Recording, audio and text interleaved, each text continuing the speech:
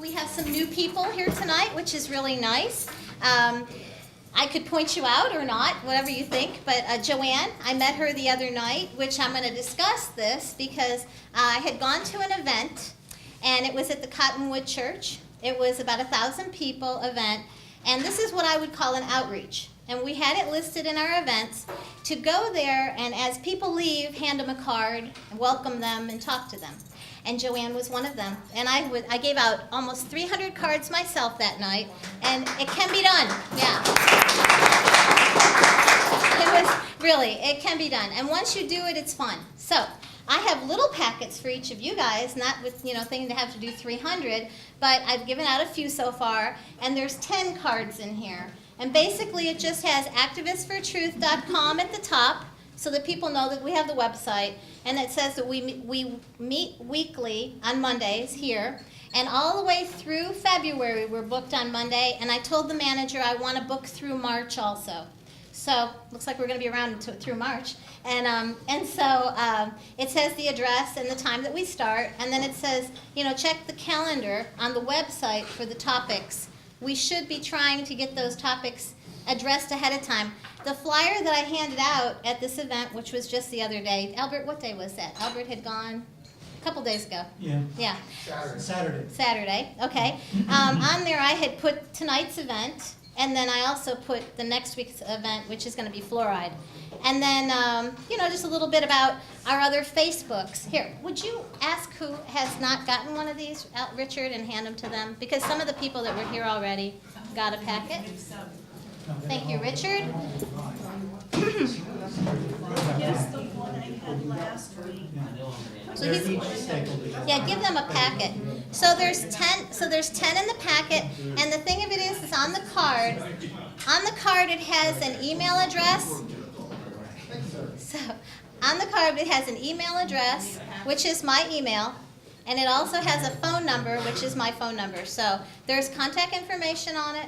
And then it also has on there that we have 3 Facebook pages.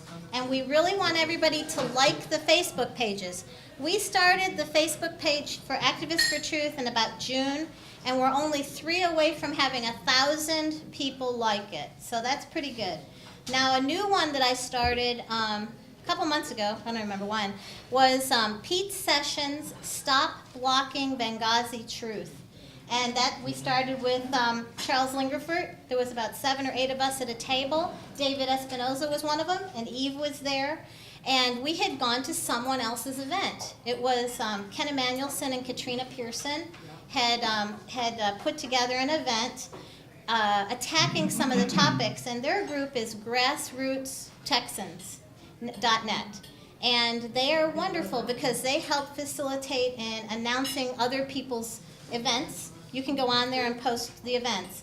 Well, this particular night, they were wanting to know what anybody wanted to spearhead. And of course, mine is Pete Sessions. He's my congressman. And Charles Lingerfeldt is very passionate, like all of us in this group that got together, was about the 4 that have died there. And there's no investigation. And Pete Sessions is the chairman of the Rules Committee. And in the Republican Party, that's a very controlling position because he can stop things to come to the floor for discussion or vote. And there has been a bill that was put out by a congressman up in Virginia, Frank Wolf, and it's called Resolution 36. And it has, at that time, it had 177 co-sponsors. So there was, and some of the people that are on the committee right now that Pete Sessions defers to and says we don't need an independent investigation of Benghazi because we have a committee working on it, that would be Darrell Issa.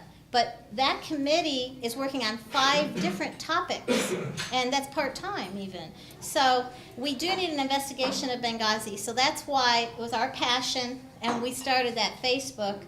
And we need more likes on there. But it's just another way to reach a different group of people. So on this little card, the reason I put that on there was so that when people look Activists for Truth, well, let's see now. Well, they're talking about fluoride in the water. Because if people only hear we're fighting fluoride in the water, they're going to think, oh, they're just a local group. You know, that's their topic. They're health conscious. Some people might hear activists for truth. They'll think we're a religious group or something, you know. I mean, you never know what they're going to think. But if they can see that we're diverse, that we're tackling something like a congressman in Benghazi, it kind of broadens what we are, and we are very broad. So you've heard it before, everybody, but I'm going to say it again. We're an umbrella group. What we started this back in May, was like May 29th, and it was for helping to bring together the people that may not be alike on all topics, but we can find a crossover in some areas and then help each other, you know? And then it's numbers that'll make us be able to have some movement and change, okay? So, what we usually do at our meetings is we talk about what we've done the last week, and every week we've done something, kind of even big things a lot of times, and what we have coming up. So, I will continue a little bit with our what's it called, announcing our new people here, but Carter had brought a guest, I guess, and a young man named Xavier back there, and so make him welcome, I hope, and let's see who else, yes.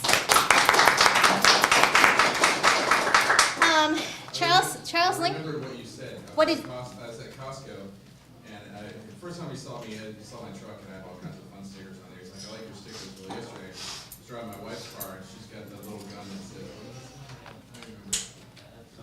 Don't think twice, because I won't. It's like, I like your stickers. And I got thinking about it, I'm like, wait a minute. Yeah, I started telling about the group. I was like, why don't you just come? It's tomorrow night. It's like, I don't want to work, so. Awesome. And that's what it takes. Thank you. That is activism. It's sometimes, that's what it is. It's just an invitation and letting people know we're here. You know, the idea about us having weekly meetings, and we meet every week, is that it's a place for people to find you again. You might talk to someone in the grocery store or something, and they're like, oh man, I wish I could, but you know, they may not want to call you personally or something like that. But they can come here, you can mingle, you can find out, and it's safe. And it's cheap. It's just a cup of coffee. Hello. How are you? Welcome, welcome, welcome. This must be Bill. That's Bill. That's hi, Bill. I'm Regina. He's one of our speakers here. Have a seat. Welcome, welcome. We are still finishing up on our our normal organizational things. So last week, what else did we do? I'm trying to think here. David, what else you got for me here? Oh, it's okay. I think that was probably it. Going to that event, handing out the flyers, and following up. People in our group are the Moriartys, and the Moriartys have been on the Power Hour again. Did you get to hear them? Okay. Okay, awesome. The Moriartys, to give some people a little bit of background here, I'll say it really quick because even if I tried, it would take me a day to say all that they've done. But they're whistleblowers that were business people in Libya. They were there prior to the death of Gaddafi. They witnessed the lifestyle there. They understand why he was taken out. And they were there during the bombing, the NATO bombing. They were held captive by Al-Qaeda. They escaped. They contribute that to 3 miracles, which it is a miracle, whoever escapes. But they got out. They came back home here, and they've been trying to expose the atrocities that are going on over there, that are still going on over there. They were not there during Benghazi, the incident with Stevens, the one that we're trying to expose. But they maintained a contact with the tribal leaders in Libya that are in exile and some that are still there. And through that connection, they have eyewitness reports of what's going on, what has gone on. Well, today, they had a guy he's in exile, and he came on. He lived across the street from the compound, and he witnessed what went on that day before, yeah. And so Joyce Riley, The Power Hour, please listen to it. There's a phone number you can call whenever anybody's ready. I'll give you a phone number that you can call to listen to her show. Okay.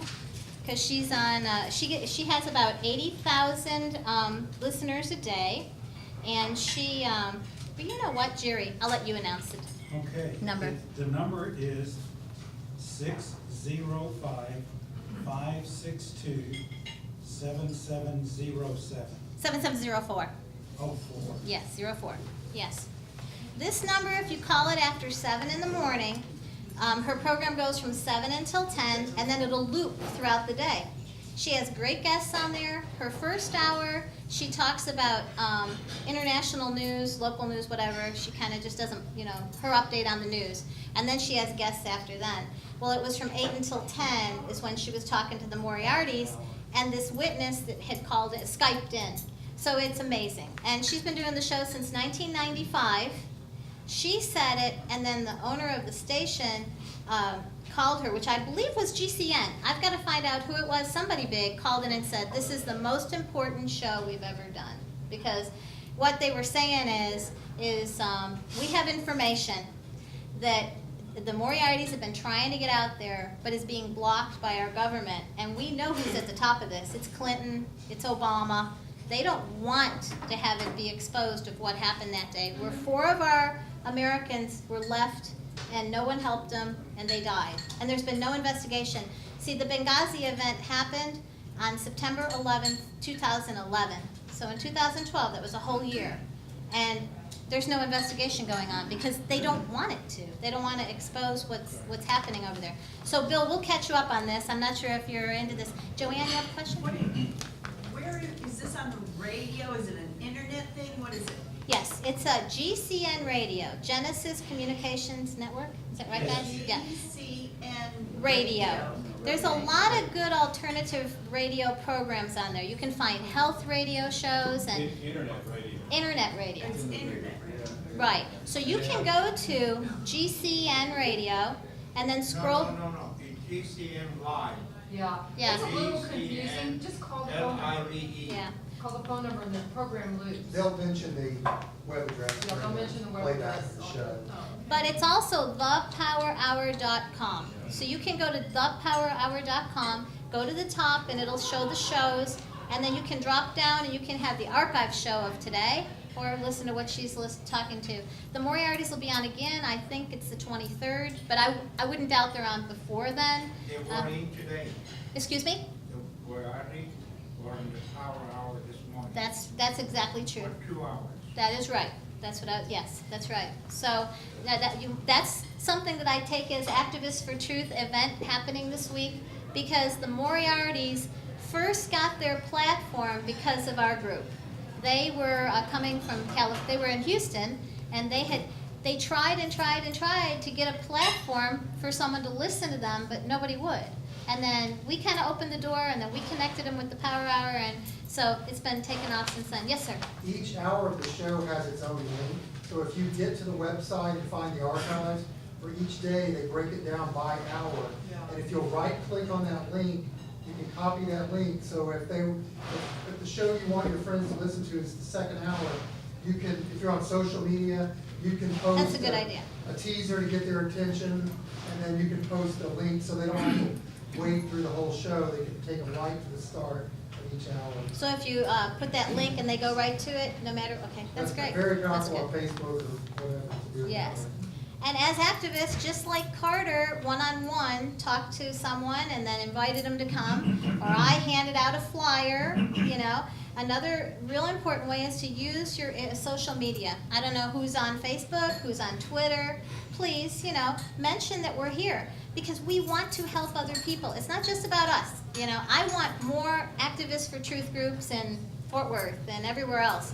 We're just a template, We don't, we just want to help expedite the truth getting out, and since the other avenues are not giving the truth, we need to make a truth, a pattern.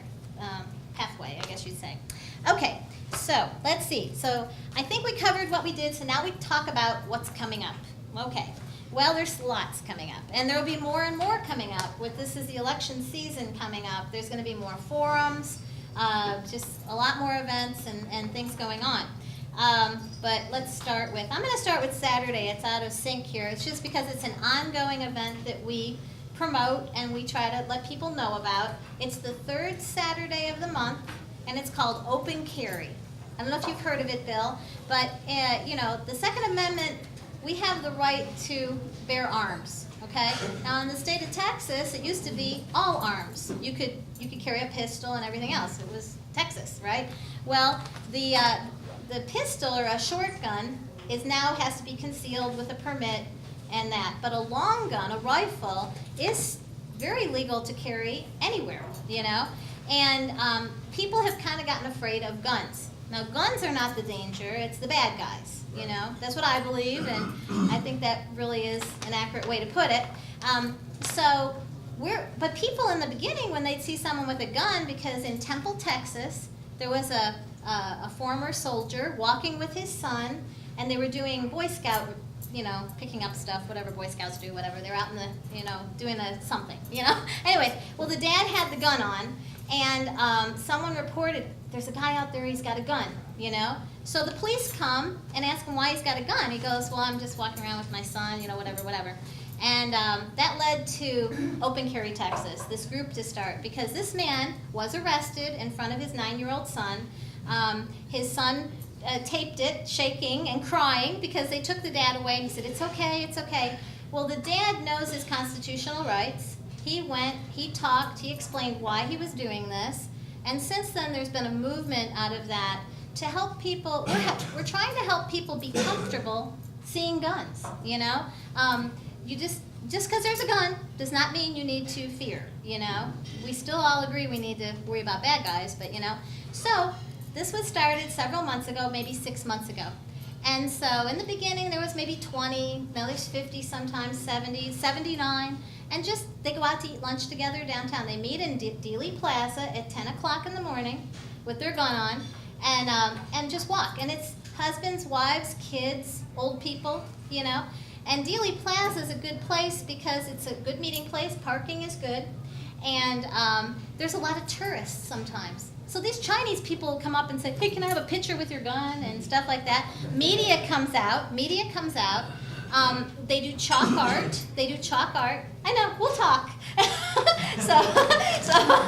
So anyways, the thing is. Who's going to start the discussion? Okay, so it's been really good, and the policemen from day one, the first time I think they had 3 calls, and the police told them, no, we're on this. The police would walk with them, but as the time has gone on, there's always been 1 or 2 undercover police that walk with the group, but they go to Chili's or wherever restaurants they go to, and so like they start at 10, and then they go to lunch around 11 or 12 together and stuff, and then break up.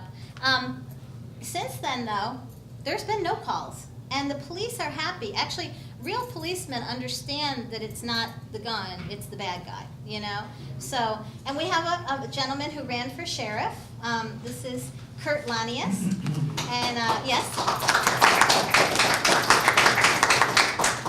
My sister is the vice president for a group called Oath Keepers, and that's another group that started along these lines with Stuart Rhodes, and he was a paratrooper guy, and he had jumped out of the airplane and he got hurt, and so he became a lawyer, because, you know, so anyway, so he now has the background of being a constitutional lawyer and a soldier, and he doesn't fear guns at all, but he just understands that he has this idea that it's constitutional rights. We have our constitutional rights, and what we don't use, we lose. So we have to exercise our rights. And that's just one of them. It's very peaceful, it's very wonderful, and the people that come, it's fun, you know. So that was that. So that's something we do on the 18th, this 18th is the 3rd Saturday, so that's one of the events. But now we'll go to tomorrow. Tomorrow, there's 2 events tomorrow. There's a candidate forum, and it is going to be at Churchill Recreation Center, and I have the address, and that is between Donald Huffines and John Corona. And that's for the State Senatorial District 16, and that would be around this area, although the districts, all these districts, and I believe Bill's going to talk about districts. Districts are weird sometimes, you know. They go gerrymandered. Yes, there's a name for that. And so, so that's one that I probably won't make it to, but I'll probably go to the. Where will that be again? It's going to be at Churchill Recreation Center. Tomorrow night. What time? Tomorrow night? Yes, tomorrow night from 6:30 to 8 o'clock. Meet and greet. Do we have the address? You know what? Somehow I didn't copy it, so I'll find it for you guys. Okay? But there's another one tomorrow, and I actually reserved 2 extra tickets for this because I think I will make it to this one. And it was free. And it is going to be at Fellowship Bible Church. And Fellowship Bible Church is used quite often for Republican events and stuff like that. And it is right at Park Lane. It's on the east side of 75, right at Park Lane. It used to be a theater, and there's a Sherlock's there, and kind of like TJ Maxx, you know, and so. And it's hard to find If you haven't been there, yeah, it's kind of go behind TJ Maxx and then you'll see the signs. But it is going to be starting at 6:30. The reason I'm going to this one is there's going to be a lot of candidates there. It's, let's see, there's going to be Barry Smitheringham, he's running for Attorney General, Ken Paxson and Dan Branch. It's going to be another one of those Q&A. They're going to let everybody talk for 15 minutes and then Q&A for 15 minutes. Railroad Commissioner, so like I say, they're all going to be starting to come out. They're going to be vetting them and talking to them, making platforms available for candidates. I'm going because there's a congressman going to be there, Congressman Steve Stockman. Okay, Steve Stockman is from the Houston area. I don't know, again, gerrymandered. It takes in Orange County and all these areas down there. It's very wide and drawn out. Okay, in June of last year, when I was very passionate about the Benghazi investigation, Steve Stockman in the state of Texas was spearheading, we are going to open this up, we are going to have an investigation about Benghazi. He got 1,000 signatures from, what are they called? Special ops guys.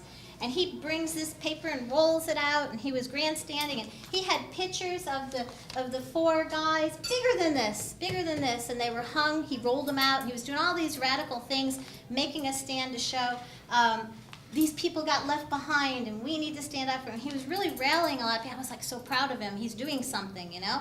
So I called his office, and I said, I want to have him come to Dallas. I mean, this is our group, and we're passionate about this. His nemesis is here, Pete Sessions, and he's my congressman. You tell me when. I will make an event around your schedule. I'll pay for you to come here in a hotel. You can stay a couple days. You tell me when. Okay.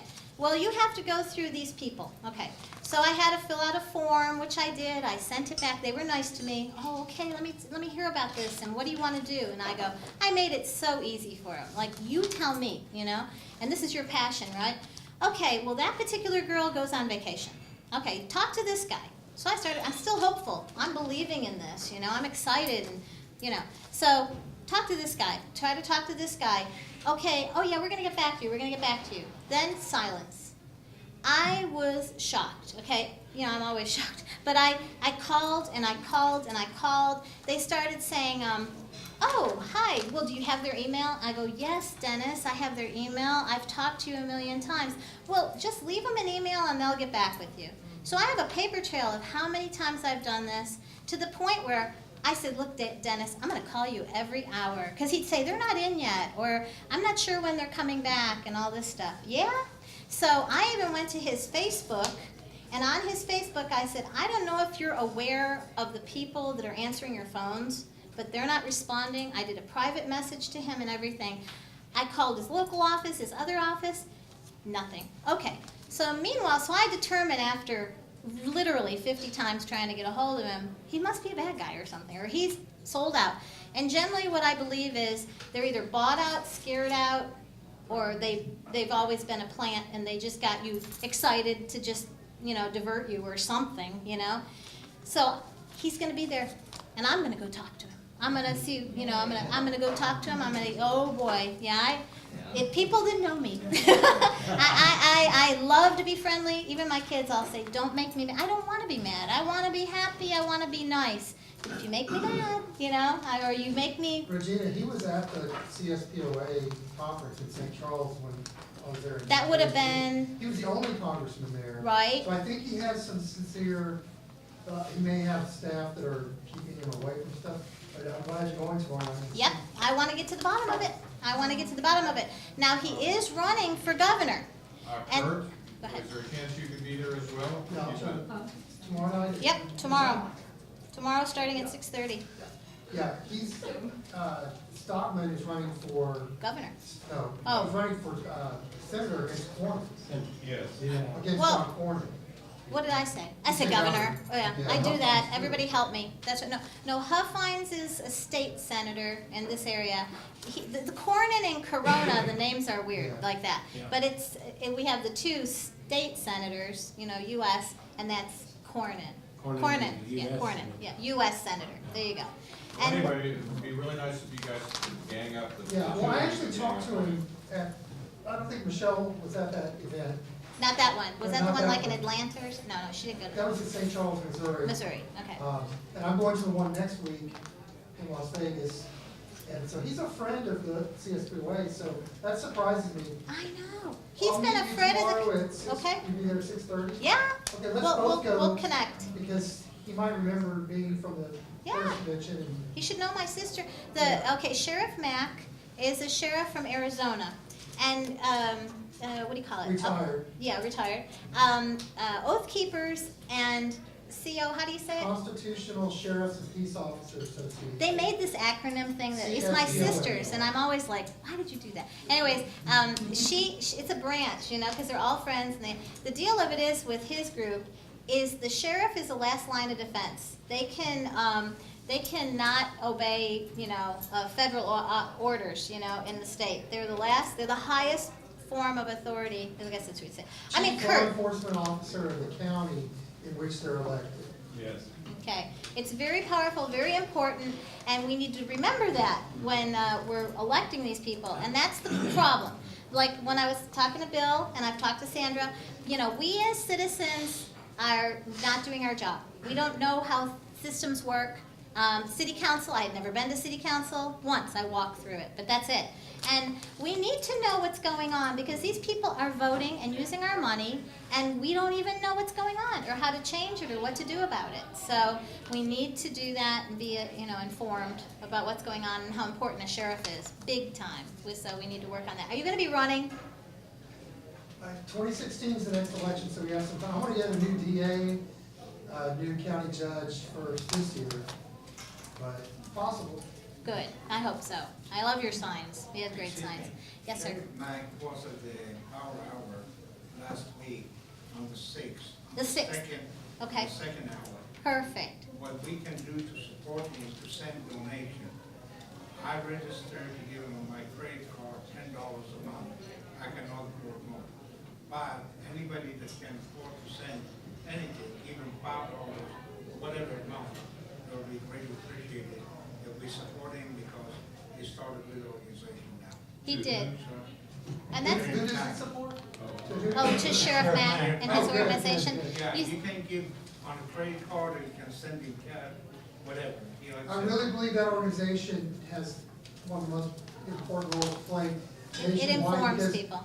The police chief from Detroit, if you saw the news last week, he's a black police chief who grew up in that area, went off to LA, was a cop in LA for 28 years. Then he was the top cop in Portland, Maine, and I think Cincinnati. Now he's back as a police chief in Detroit. And he was convinced by his experience in Maine when they issued the concealed handgun licenses. He saw a correlation there, lowest crime, people were armed. And it changed his way of thinking. So now he's gone back to Detroit, and he's like, kind of like Sheriff Clark from Milwaukee County, Wisconsin, who had that public service announcement last year, said, you call 911, it's gonna say, we can't always be there. Right. If you have a gun, you need to get training and be able to defend yourself. And he got all this pushback from the liberal mayor. That was over in Milwaukee. Well, now the police chief in Detroit has gone off the reservation, so to speak, and it's great that it's a black police chief, and he's on TV just this past week saying that he supports people's rights in keeping their arms, Second Amendment. So we need to support people like that they're willing to speak up, because they get a lot of pushback from the Yeah. liberal city council members. I know, and the thing of it is, the statistics prove it out. Yeah. Where guns are, It's the just crime is, overwhelming. it's overwhelming. Yes, sir. There is a I'd thread like on to ask Sheriff Kirk a Mack question. White. Ask Kirk a question. Okay, Richard would like, Yes.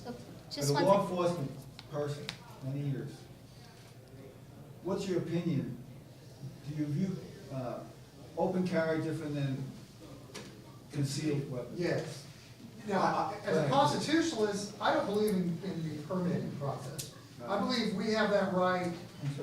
Now, in Arizona, when I go to visit my family in Arizona, and I always stop in to see Sheriff Joe, I saw him again. Oh, that's good. I Sheriff love him. Arpaio is a friend of mine who endorsed me. And, you know, in Arizona, you can openly carry, and you'll see people in the supermarket, you don't need a permit for that. They still have concealed handgun license, you want to conceal. So Arizona seems to be leading the way. In fact, Sheriff Mack had moved to Texas thinking he was gonna get this groundswell of support from other Texas sheriffs and whatnot. And he's really disappointed because we're not leading the way in Texas, and we should be. So now he's moved back to Arizona, and, you know, in a lot of ways, they seem to be more in tune with that issue out there in Arizona than they do here. So on a constitutional basis, I mean, they already know where to find me, so I'm not so worried about the registry issue, but now that you see these Department of Homeland Security vehicles that say police on them, how many of you have seen those Tahoes? Well, in the last year, they put a big decal that says police. Well, under the Texas Code of Criminal Procedure, they're not peace officers. That's actually a crime. That's called impersonating a public servant. And I'm talking with some legislators about this, and that needs to be stopped. But, you know, it's not so far-fetched to see there's an agenda to have a nationwide federal police force. We're seeing that evidence now. And, you know, they're trying to get rid of the office of the sheriff in numerous, No. like in Delaware. Connecticut got rid of the sheriff in 2000, and that was under a Republican governor, who later went to federal prison for fraud. So, and we're not bipartisan here at all. We might have Can laid you something up. disobey their order? It has to, if it's an unlawful order, when laws are passed that are not constitutional, they're edicts, they're not, it's not a law. And so a sheriff has the role of interposing Oh, yeah, yeah. to protect the citizenry for whom, in that county, for whom he or she is elected. So if anybody, including the President of the United States, came into your county and wanted to search your home without a warrant, for example, violate your constitutional rights, the sheriff has taken an oath to stop that. They are the chief law enforcement officer. A lot of people have that backwards. They think the supremacy clause just said, well, if it's federal, it's supreme. No, not at all. No, no, The no. constitutional sheriff By law. will stand up and say, take them aside, say, what are you up to? You're breaking the law, you're violating my citizens' constitutional rights. You need to knock it off because you're the one that's gonna be in trouble. You need to knock it off, leave, and that's what a constitutional sheriff does. In the western states, they're butting heads with the Bureau of Land Management on those types of issues. But it hasn't really hit Texas yet. But that's the safeguard we've had in place for decades. And now they're trying to desensitize the public to seeing these DHS police rolling around town. SS. Kurt, would you think maybe in a week or two you'd come in and talk to us on this topic? After I come back from the conference. Okay, awesome. We'll book him. We'll book him and he'll come talk about the Second Amendment and things like that, okay? Because I know there's been some more questions that want to be addressed to you, but we need to move on It's a just a topic in little. itself. Yeah, it's a topic in itself, without a doubt. And so on the 18th, which is Saturday, the Barbeck Restaurant, which is right on Garland Road, they have a group that meets there. It's called College of Complexes. And yeah, I know, it's an interesting group of people. They believe that, Albert, can you explain what they say? How they explain their It was group? started up in Chicago, and a retired railroad fellow, union fellow, when they moved down here, he started a branch down here. And they have only a couple of rules. They will have a speaker for an hour, and then a half an hour of questions to the speaker, and he will answer them, and then a half hour of up to 5-minute rebuttals. And the two basic rules are the subject must be controversial, and only one fool can speak at a time. Yeah, they keep it black. I love it. It's really good. And William, One you fool at a time. However, yes. the group is extremely liberal. And when I first went there at the invitation of another person, I thought, what in the hell am I doing with this mentality? But then I thought it would be good for me to stay there and try to get to know these people, to understand how they think. And I think I have done that, and I understand that, and I have a lot more compassion for them, but I think that they are the perfect example of the sheeple in this country. They do not realize where we're being taken and how they are the conveyor belt for getting there. So thank you, Albert. And the thing of it is here we cross all lines. We're not Republican or Democrat or anything like that. We're not necessarily liberal or not. I mean, we have all kinds of groups, and that's what I want to do. I believe the agenda is to separate people, you know, and I want to break that down big time. We're all a family, and then once we do come here, I want you all to get to know each other. What do you do, and how we can help each other, and that's what'll keep us strong. Okay, I know, John, you may have a question, but hold just a minute. There is there's also an event on Saturday that was brought to my attention, and that is going to be Saturday the 18th, yes. Dallas March for Life and Rally. They're gonna start at 10:30, and they're gonna be at 8616 Greenville Avenue. Then Youth Rally at 12:30, it's an all-day event. 12:30 to 4:30, Pro-Life Minister Fair. I guess it's all going to be over at that area. Big thing on the convention center. And then it goes to from 1 until 3. That's going to be at the convention center and the 9,000. KBH Center. Roe versus Wade.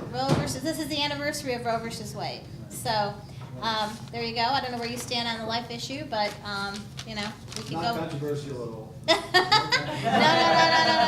But anyways, so that's on Saturday, and then the 20th, next Monday, is our next meeting, which we're going to be talking. We're going to be moving forward on the fluoride issue. That we're going to get fluoride out of the water in Dallas. We are going to get fluoride out of the water in Dallas, and we'll be talking about that. And also, Richard will, as tonight, he is going to talk about his Jericho event at the City Council, which is going to be on the 22nd. So we'll let him have a few minutes too. So I'm thinking, I don't know, Richard, do you want to give your 5 minutes right now and then introduce Bill?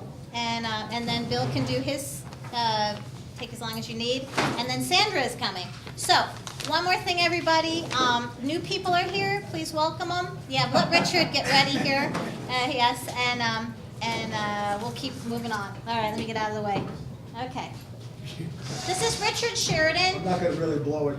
Richard Sheridan has been here before. He's talked to a few times. And he is a proponent for at least 10 years. He's been exposing the homeless issue in Dallas. All right. Hey, Regina, we need Rich to stand where your chair is right now. Okay, you need to stand here and don't move too much. Last time they said you moved too much. So, okay, there you go. Well, thank you very much. I came to me a couple, over here? Yeah. Kind Okay. of, just hold it up again. Came to me 3 weeks ago with my friend Paul Turner, who's been a 2-year homeless working man, that we need to have an event. And the event is being called the Dallas Jericho Homeless Event. And I just recently added on to it the Jedi Dallas Homeless Event, because it doesn't have structure right now, although it's coming together in terms of speakers in the morning. We have a minister that's volunteered to be the lead speaker, and then a man that has an organization to help addicts, homeless addicts, become unaddicted. And a couple of, maybe Sandra Crenshaw might be there. I'll be there in the morning unless I need to be flexible and go in the afternoon. But what's the purpose of this day? The purpose of this day is to call attention to the fact that we are not serving the homeless in the city of Dallas. Are there some miscreants or some criminal elements there? Yes. Is it 85%? I don't think so. Is it 15%? Possibly. But I believe the good book, or the Bible, and you have the Quran, and you have the Torah, and you have different books, but I think we would all agree that we're responsible to take care of the poor and the homeless. The poor will always be there. But more than ever, the population of our poor and homeless have increased significantly because of the economy, because of many factors. If you want to look at the factors here, you're looking at heartlessness, greed, prejudice, racism, mental or physical disability, drug or alcohol addiction, domestic violence, ex-offender, the economy, again, corporate greed, individual greed, Katrina life event, government incompetence, secrets, corruption, IRS, apathy. And this is a picture of a woman taken in 2005 because this poster was used for a rally at Dallas City Hall where we got the funding for the bridge, which turned out to be a total billboard, a place to make money and to keep people that need help in a greased pit. She was sleeping in a carport next to a mini mart in her 50s, sleeping in a parking space with a blanket over her. And we have many people today in this situation. This picture that I presented the last time, which I think is a metaphor or a simple view of where we are today in our nation. There's us, there's humanity, varying degrees of good and evil.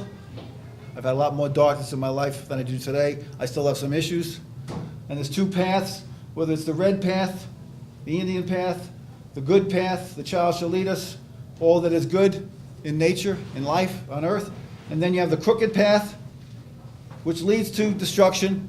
I think I indicated that we were there in 1962 with Kennedy and Cuba, and they were there recently with Syria. Were we going to go bomb Syria? Oh, they're bad people.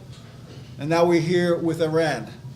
But again, what's being said here, it's the crooked path, it's the cheating path, it's the evil path. And I took out from the dollar bill the Illuminati symbol, and I put in here, and I'll put this, I'll scan it in, a homeless person either lying in the street or dead at the hands of a person who couldn't care less because they're all bad people. Well, they are not all bad people. They need help. Some of them need a good guy and bad guy. Some of them need get in their face.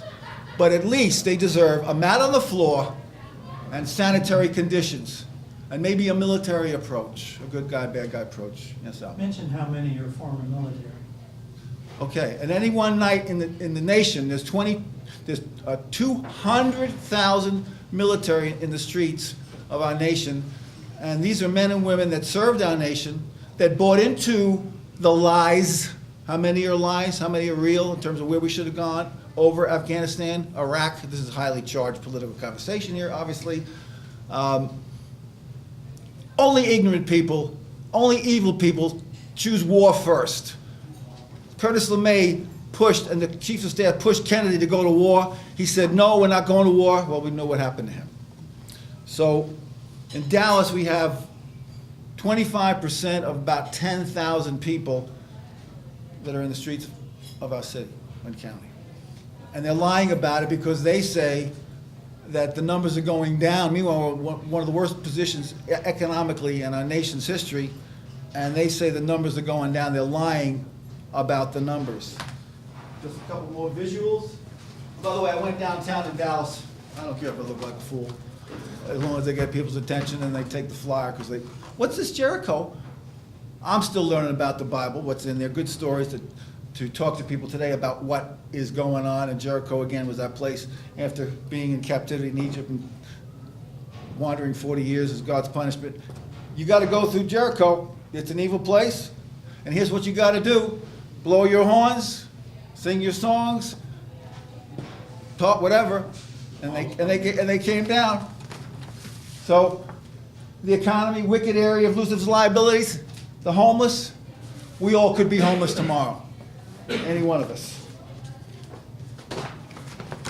This one is close to my heart. Where is it here? Oh yeah. There it is. There it is. There it is. Boo! Boo! Fear. I'm a 30-year non-filer. I'm proud to say it. I don't got $2 to rub together. I just had a $190,000 lien placed on me, and my mailbox is full of people that are going to help me.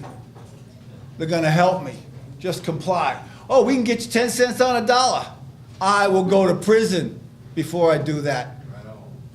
Because I answer to, I think most of us do, to the man upstairs. And if we don't answer to the man upstairs, we'll be punished worse than those we're confronting. There's no question about that.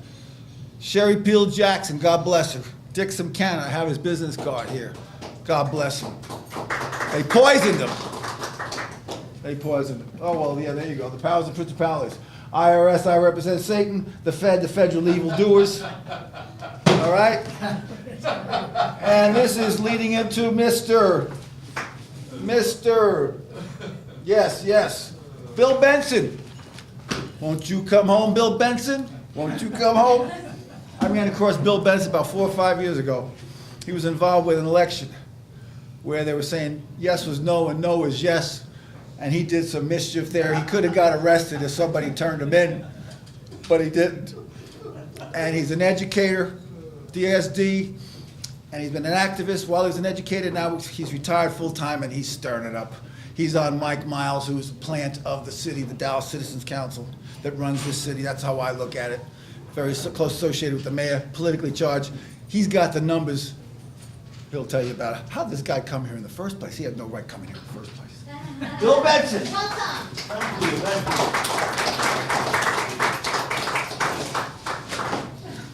I love the introduction. That was great. I've been in Dallas since '67, so I always say I'm a newcomer, right? But I grew up in the Texas Panhandle, and you talk about fluoride.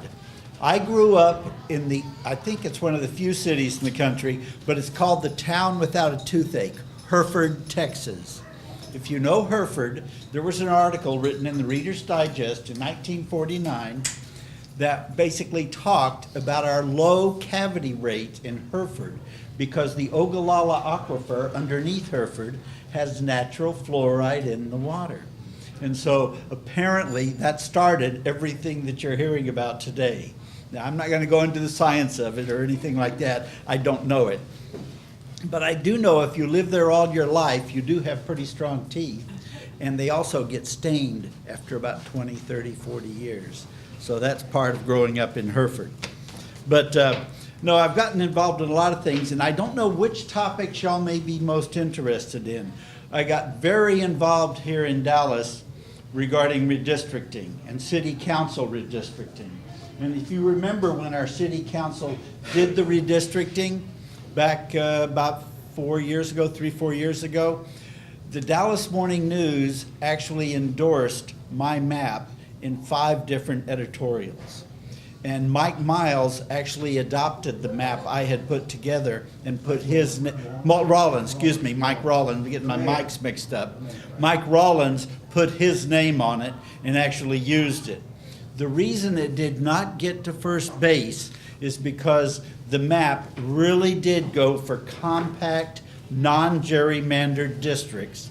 My philosophy is the more compact a district is, the more people you're going to have show up to vote. In other words, the minute you go out with all these strange arms and whatever else you have, you're making a campaign more expensive. It's very expensive to file a campaign in one of these strange districts with little arms sticking out in all directions. And if it's compact, then you can hit 3 or 4 churches or walk the streets and much more easily be a candidate. And that's what we need to work towards. The good news is we did make progress. The new city council map is more compact, but we still have, I think my map had an average circumference around the district of about 32 miles. The old map, the original map, was close to 40 for the city of Dallas because of all the strange lines and all. And the city of Dallas map we now have is between 35 and 36 miles average circumference around each district. So we've got a long ways to go, but we do need to get more compact. And if any of y'all remember, were any of you involved in that process back in 2011? It was online. You could actually sign up online and redraw the districts yourself. They now have the software to do that, and it was really happening all over the country. Dallas was one of the leaders, and the software was excellent. I'm a computer teacher. I jumped into it right away and just loved it. And worked on it. It gives you instant demographic profiles of the district you have designed. So you can really work towards a representative district and a compact district. We're going to have this same software available again in 2020 and 2021. I strongly recommend every one of you get involved. The more of us who are down there designing districts, the more of us there will be to get angry at the outrageous gerrymandering that's already happened in our country. I mean, it'll really make you angry when you realize the gridlock our nation is suffering right now is totally caused by gerrymandering, because they know they're going to get reelected. You know, they're in districts that are, 80, 70% one party or the other. So all they got to do is have the party name and they're reelected. That is not accountability. We need to have representative districts where they actually have to work to get your vote. And then we're going to get things that are going to be happening. And they're going to be more responsive to the public. And that's what we need. That's really what we need. So that's one thing. If you just simply Google Dallas and redistricting, you'll get to my blog where I blogged on it for about 3 years during that process. And the most recent blogs include 3 maps or 3 studies, one done of the city council, one done of the state house, one done of the, no, they're all congressional, excuse me. One is of the House of Representatives for the U.S. House of Representatives in Texas. The other is for the state senatorial maps. And the third is for the state House of Representatives. And it talks about how each one of those 3 maps is outrageously gerrymandered. And hopefully that'll help explain that in a rather simple way. I tried to make it as simple as possible. The other thing I'm very involved in, I'm a retired teacher from DISD. I taught computer applications for 11 years. In the process, I got very involved in dropouts. When I first got there, I presumed 30% of my kids were graduating college. I just presumed it because they were pretty smart kids. And then it didn't take me long and I realized that was the percentage getting out of high school. I taught at Quintanilla Middle School in North Oak Cliff, if any of y'all know Oak Cliff. It's a school, brand new school, but it's got like a 95% poverty rate. And it's virtually 98% Hispanic. And so second language issues, a multitude of issues, but you still have very capable kids that are doing quite well. But you very quickly realize they have no vision of the future. They have no vision of where they're going. That's the most common characteristic of poverty. Kids from poverty don't have goals. They don't know where they're going. So what we did, now it'll be in the handout I give you, we started a very simple project in 2005. We put I went to Lowe's, they immediately funded it. They loved what we were going to do, and they gave me all the money, they gave me the vault, they gave me the spotlights we wanted, everything they gave to me. We got a 500-pound vault. We actually went overboard, but we basically bolted it to the floor in the lobby. We put spotlights on it. We tore the guts from the inside. It was a gun vault. We tore the guts from the inside of it and put tin shelves in it. And we turned it into a time capsule. And we told the kids basically, when you're 8th graders, when you're leaving our school, we want you to plan for your future. This is a writing project. You do it in language arts class. You basically go to class and you write a letter to yourself about what you want to be doing in 10 years. Now, that's the way we started it with the first class in 2005. About 400 kids wrote letters to themselves, and the vault wasn't yet installed when they wrote them, so we actually put them in during the summer when the vault was installed. But that has now evolved to where when the kids come into the middle school in the 6th grade, the very first thing we do is have parents write a letter to their children and tell their children what their dreams are for them. And then we ask them to add one thing. Tell a story from your history that you want your child to remember as an adult. Because if you look at research regarding kids, the most resilient people, the most resilient children are ones who know their history, who know their stories. Too many of our kids don't know their stories. Nobody's told them, nobody's taken the time to sit down. So anyhow, we're moving that direction. So parents write that letter, kids bring it to school, they use it in language arts class to write a letter to themselves. The first letter in the 6th grade, we put it in the vault. And then it stays there for 3 years. 7th grade, 8th grade, the kids pass it every day. They know their mama's letter is in that vault, and they know what she said. And they pass it every day, several times. So it's just a symbolic presence, a kind of little spiritual thing, you know? But it works. And so we do that. In the 8th grade, we take that letter out and give it back to them right at the end of 8th grade. And the parents do a new letter, because it's been 3 years. Your kids change in 3 years, especially in middle school. And so they rewrite the letter, the kids rewrite the letter, the parents rewrite the letter, and both letters, once again, go into the same self-addressed envelope. We actually tell them to put 3 addresses on the envelope. The front is their home address, where we could mail the letter in 10 years if they're still living there. On the back side, they put 2 more relatives, 2 more people who will know where they are in 10 years. And so basically, and then we have a little ceremony. The kids come down, they stand in front of the vault, they hold the letter in front of themselves with their entire language arts class. We take their picture, they line up, and one by one, they put the letter right on the shelf where it stays for 10 years. Another thing happening in this process is you're breaking into kids the idea of time passing. You know, 13-year-olds are immortal. They're going to be there forever. They don't have the idea of time passing. And so we want to start that, you know, that's what we're trying to build towards. We give them 2 photos of that. They get 2 copies of that photo, one for them and one for their parents. On the back of it is a little sticker that tells them when their 10-year reunion is, where they can call to volunteer to help plan it. And it reminds them that when they come back for that reunion, yes, we're going to give them back, we're going to have a party, we're going to give them the letter back, and then we are also going to ask them to talk to the current kids in the school. And we want them to tell the kids their recommendations for success. But we warn them, those kids are going to ask you questions. And they're going to ask you questions like this. Would you do anything differently if you were 13 again?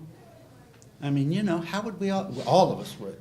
All of us would. But we want the kids to prepare for that. Anyhow, we started that in 2005. We've been doing it every year. And the vault is almost full. We're down to 13. The 14 shelf will be filled this May. And next November, we're going to have the first reunion. We're going to have that 2005 class coming back. It'll be in the news. You'll see it. So many news people are bugging me, wanting to know when we're going to do it. So, but basically, we hopefully of that 400, I hope we can find at least 100. Because back then, I didn't do the extra 2 addresses. We weren't thinking ahead far enough. We only did the main front address. So we're going to have a hard time tracking kids down, you know what I mean? But they'll come back and we'll have them talking to kids about what they would do differently. And I know we've had kids from that class that have been through jail and prison already and the normal things that kids go through. And those are the ones, whenever I meet them in the shopping center or something, I tell them, you come back. You've got a story to tell that's probably the most valuable lesson that the kids need to learn. And so no matter what you went through, it's a lesson for all the kids to learn. And so that's what we're building towards. And so the good news is our kids go to Sunset High School. Sunset High School in 2006 only had a 33% graduation rate in 2006. Immediately it started going up just because of the talk we were doing. By the time our class of 2005 graduated, they had a 49% graduation rate. It was the highest. They set records. But every year we were setting records. This year they had in 2009, by the way, by that time the principal, who is the same principal the whole time, Tony Tovar, you may have heard about him. He's one that got pushed out by Mike Miles. You know Mike? He's wonderful. That man, together with this and everything worked. And he wanted a vault at Sunset. So we started the project at Sunset at the high school level. 9th graders write letters just the same way. Parents write letters. 12th graders write letters. And so they've got their vault in an great big old phone booth there. If any of y'all went to Sunset, it's the old phone booth in the basement where I've been told they had several phone booths in it, but now the vault's right in the middle of the phone booth. And that's where we are. But anyhow, so things are going. Last year's graduating class, the graduating class of 2013 was 70% graduation rate, which, I mean, that's unheard of in an inner city school. And when I say 70%, by the way, I'm not talking about the funny TEA numbers they hand around. Like they're claiming an 84% graduation rate for DISD now, which is absolutely nuts. I'm looking at the total 9th grade enrollment, and I'm comparing it to the total number of diplomas given out 4 years later. I'm looking about raw numbers. I'm not cleaning anything up by coding kids out because they moved to Mexico. I'm talking about the total class and the total graduation. Last year, and this is the thing I'm most proud of, a year ago, Sunset had a freshman class and they had a senior class that was 90% of the size of the freshman class. I mean, it's phenomenal what's happened there at Sunset. It really is, but it's going backwards this year, and that's the Mike Miles problem. Would you want to give these to everybody? Sure. I may be one or two short, so you might have to share. I've got 14. Actually, I've got an extra one here. I can use this one. What this is an email I sent 2 months ago to the DISD Board of Directors. And I'm not, we can talk about this for a long time, but the email basically documents what's happening right now since Miles came to Dallas. And it is frightening what's happening since Miles came to Dallas. Two things occurred. Last year, the entire DISD graduating class of 2013 was the largest graduation class in 31 years. So that's fantastic. All of DISD is improving. It really is. And if you go to the very first page behind the email, I will show you very quickly how the improvements have happened in DISD. If you'll look at line number 14, you'll see the 9th grade enrollment. And if you look right above it, look at the 8th grade enrollment. We only had 11,000 great kids. And then the very next year, poof, it's almost 14,500. That problem had plagued our district for 20 years. We always had a 9th grade bubble. That's where kids went to drop out of high school. They were not prepared for high school in middle school. They went into 9th grade, they took it 2 or 3 times, and they never made it to 10th grade. Look at the 10th grade numbers. 9,000, went from 14,000 to 9,000. We were always losing our kids then. And most of our dropouts never made it to 10th grade in DISD. That's a very common problem going back for a long time in DISD. Things started to change in 2006. Now, I'm not going to say Hinojosa is responsible, but it happened on his watch. There were people in DISD who are real sharp and who know this stuff, and they started in 2005 and 6. They started with 9th grade coordinators. They started focusing on 8th graders, and they started really preparing kids for that transition between 8th grade and 9th grade, and they have perfected it. And that's what made the difference. Notice how 9th grade started getting smaller and smaller and smaller. And go look right next down at the line 15, sophomores. Notice how it started getting larger. More of our kids were making it through that 9th grade mess and making it to 10th grade. So DISD is heading in the right direction. We just need to do a lot more of it. We're not home yet by any means. We've just barely started. So the graduation rates. Now, you can measure I've got a multitude of different graduation rate measurements on this page. Okay, so I can drive you nuts with statistics. I've circled the one that I like the most. It's in line number 29. It's the cumulative promotion index. It's the number of total 9th grade enrollment that makes it to be reflected in total 12th grade enrollment. I like that number because it's the hardest number for bureaucrats to mess with and manipulate. In other words, I have found more lies in Texas statistics about education than just about anything else. They lie so consistently. And so you need a simple, auditable number that people like us from the public can go out and kind of verify or not. And that's what we need. And that's what the CPI is. And the federal people use it. And many universities across the nation use it. And so the CPI is a popular number with everybody except Mike Miles. Mike Miles doesn't like the CPI. Look what happened when he got here. It had constantly improved from 40.7. Now it had dropped real big just before that. But then it started improving, got up to 66.1. Miles got here, and it immediately went down. Let me tell you some of Miles' history. He did the same thing in Colorado. He had a CPI that was up around 70%. I mean, he had a pretty high CPI. Then he got his job as superintendent there, and he started knocking out kids for some reason or another.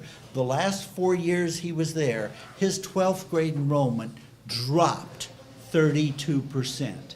Now, they weren't dropouts because the kids were transferring to District 1, or District 11, excuse me, just to the north of there. I lived a year in Colorado Springs, so I know a little bit of the geography. But basically, most of them transferred to District 11. Well, I strongly suspect what Mike Miles was doing was getting rid of low-scoring kids for several reasons. First off, there's local people in Colorado Springs who are accusing him of that and who were the ones trying to get rid of him back before we hired him. And second, the district where most of those kids were going to, District 11, my wife used to teach there, they had their ACT scores go down while Mike Miles was going up, but he was sending them kids. Do you see anything that matches there? Mike Miles' scores were going up and District 11 went down. I really hope, if any of y'all know Texas history, the superintendent of the public school system in El Paso, Texas, he was getting accolades about 3 years ago in Texas for having a wonderfully raising graduation rate. He was doing all kinds of good things, got big awards, was getting bonuses and all this. Well, he's now in prison for 41 months because they found out that he was disappearing kids, getting rid of the low-scoring kids, and basically that's breaking federal law. So we're paying his room and board right now for 41 months. And my fantasy is a headline someday in Dallas that Mike Miles is going downtown to be arrested. Because I really think the same thing happened in Colorado Springs. Because all the smoke looks that way. Does that make sense? Yes. It just all looks that way. So, and People looking into it? the federal, a report has been made to the Department of Education in Denver. About 2 weeks after that, they contacted us and said, yes, that report has been accepted by their dropout division. They said, do not expect to hear back from us for months, and but we are accepting it to look into it. So, and that was months ago. So, anything could happen. Do you realize how dangerous a person you are? You're actually helping a generation to learn to think. We've got to do that. Oh, thank you, thank you, thank you. Zbigniew Brzezinski, it may still be on YouTube, was addressing the Council on Foreign Relations and stated, one of the biggest problems we're facing today is worldwide awakening. Yeah, our kids have got to realize the power they have. Yes.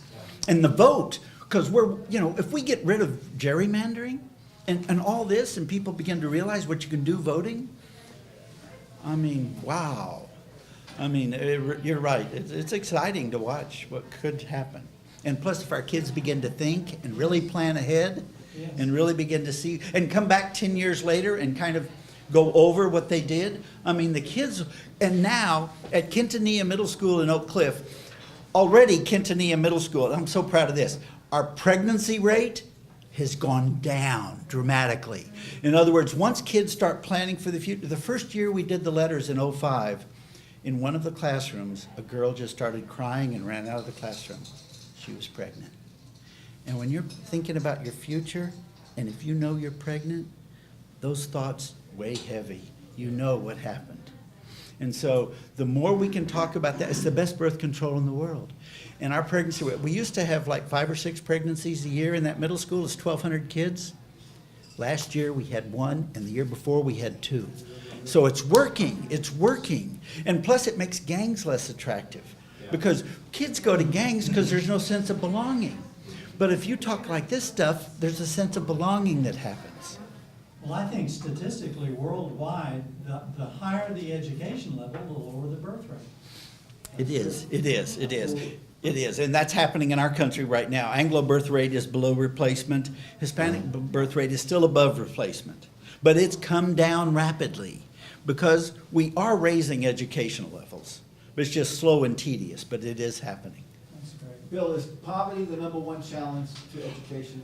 It is, because poverty correlates with parents unable to pass on a history. Because when parents are working 2 jobs, they just don't have time with their kids, and the history doesn't get passed on. Yes. I didn't tell you something about my background. For 28 years, I was a child placement worker. And for 17 of those years, I was a child abuse investigator here in Dallas. And so I was constantly getting case histories and histories. And when you place children, you begin to realize very quickly that the most important thing you've got to send with them is their total history. I mean, that's why I strongly believe in open adoption. You can't keep secrets from people, especially their genetic secrets. You can't deny them their birth history, you know, and it's all part of that power thing. Once you deny that, you've denied something so basic to being human. You know, we've got to have open records for adoptees, for adult adoptees, and whenever you place a child, they need to go with their history because it should be, even if it's painful. As a child abuse investigator, I saw some terrible things done to kids. And one day, and the DAs thought I was nuts, but I was talking to a guy who had molested his daughters, and I was testifying to terminate his parental rights. But during the break in the trial, I was talking to the guy, and I was telling him, you know, when your kids get to be adults, yeah, he was only going to prison, I think, for 10 years. He was going to be out eventually. I said, you know, they're probably going to hunt you down. And I said, you've got to make sure they find somebody that they can be proud of. And I said, what you did was dastardly. I mean, you know, but the reality is that between you and the kids, you're still their dad. And I mean, they may never want to see you again, and that may happen. I can't say that. But I've done this business long enough. I've known a lot of kids that do want to go eventually when they're themselves 24, 25, 35. They do want to go see where that person is. Does that make sense? And you know, you can't deny that from people. You can't deny it no matter how bad it is. And so that's, the same message applies in school because too many of our kids of poverty don't know their history. So. Do you have a website or? I know you have Yeah. a blog, but tell us more about how. Okay. to find the website. There's two. The redistricting one is, of course, Dallas and redistricting, and you'll go to the blog. And once you get on the blog, you can go to all my blogs. Studentmotivation.org is my website for this archive project. The one that's the time capsule project. That's David, did you get that? studentmotivation.org. Yeah. He's taking notes over there. Yeah. What's on that? Oh, yeah, it's on the back. It's the very last page I added to the handout. And I put the URL on there. And I also put something on the very front of what I handed you on the bottom. I mentioned Diane Ravitch. And this book, if you're concerned about education in Dallas and the damage that is being done right now by the day in Dallas, this is the book you want to read. It is brilliant. It's been out about 2 months. And Diane Ravitch, who used to be involved in the Department of Education, but now she is totally changed. She wrote it. She's written several books. She's brilliant. I've heard her talk many times. She's going to be speaking in Austin, March 1st and 2nd, at the first National Annual Conference for the National Network for Public Education. And so that'll be happening, and that's brand new, and I put that on there. Yes? I think there are some occasional exceptions to wanting a continuity between your parents. Oh, absolutely. I didn't testify to terminate parental rights for no reason. Yeah.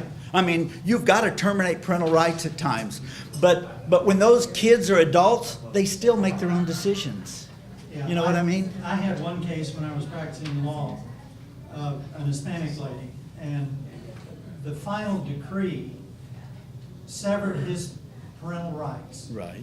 Gave them sealed name changes and Right, a permanent right. injunction against him to ever even try to find him. Yeah, and that process you described is normal. We always do that. Okay. But the kids they'll still know his name. See, this is totally something the kids do. It's nothing he can do. He can't go track them down. But we can't deny them tracking No, him that's down. true. You know what I mean? That's true. We can't do that. Bill, would you go over the past special election, trustee election, with the aspect of the vote fraud, vote harvesting, the Oh. numbers and how they win Wow. elections? Yeah. Well, I'm not a total expert in that, but there are so many ways to manipulate elections, especially early voting and voting by mail. And that's been perfected by some groups in Dallas. And so that is a The John F. problem. I don't want Yeah, to mention it, but yeah. John F. family uses vote harvesting and going to Madrano, ma'am? Madrano, Madrano. Medrano, Madrano. 7 Madranos were indicted 3 years ago for vote fraud, going Yeah. to people's homes, It saying, is. hey, this is one you want to vote for, sending in the mail-in ballots, harvesting. Yeah, Pancho grew up here, had a good reputation, Okay. but his kids aren't carrying forward with that, so that's the problem. I'm sure he's not the only one. Oh, go, sorry, Albert has a question. I think we also need to get rid of electronic vote counting machines. Yes, we've got to have a paper They're trail. totally We've got to have a paper trail. We've got to have a paper Bill, trail. do you have any idea about how we can actually do that? Because a lot of Have, us want. yes, What is the formula? there's several ways you can have a paper trail. First, every single time you cast an electronic vote, you also have a paper printout that you simply have to sign to verify it matches what you did electronically. It wouldn't take but 2 seconds while you're voting. You could autograph, you'd look it over and say, yeah, that's right. And that wouldn't actually be the ballot, but it would reflect what you did electronically, but it could go into a locked box and it could be counted when there is a challenge. And it's really rather simple to do that. They don't want to do it. Wouldn't you Well, agree with that? It's we- not Aren't there that they some don't know states how. where they have a requirement for voter verifiable paper audit Yes, trail? yes. You know- Texas doesn't do Yeah, that you know- yet. Well, We've how got do- to do it. How do we get that done? See, We we're can do it activists. with our legislature here. We can Okay, get a bill so passed we to make could that start required, at the yes. state council and get it. Well, no, what? if you want to do it with the Texas legislature, you have to do it with your representative and Corona, senators, your Okay. senators, you need to start at that level.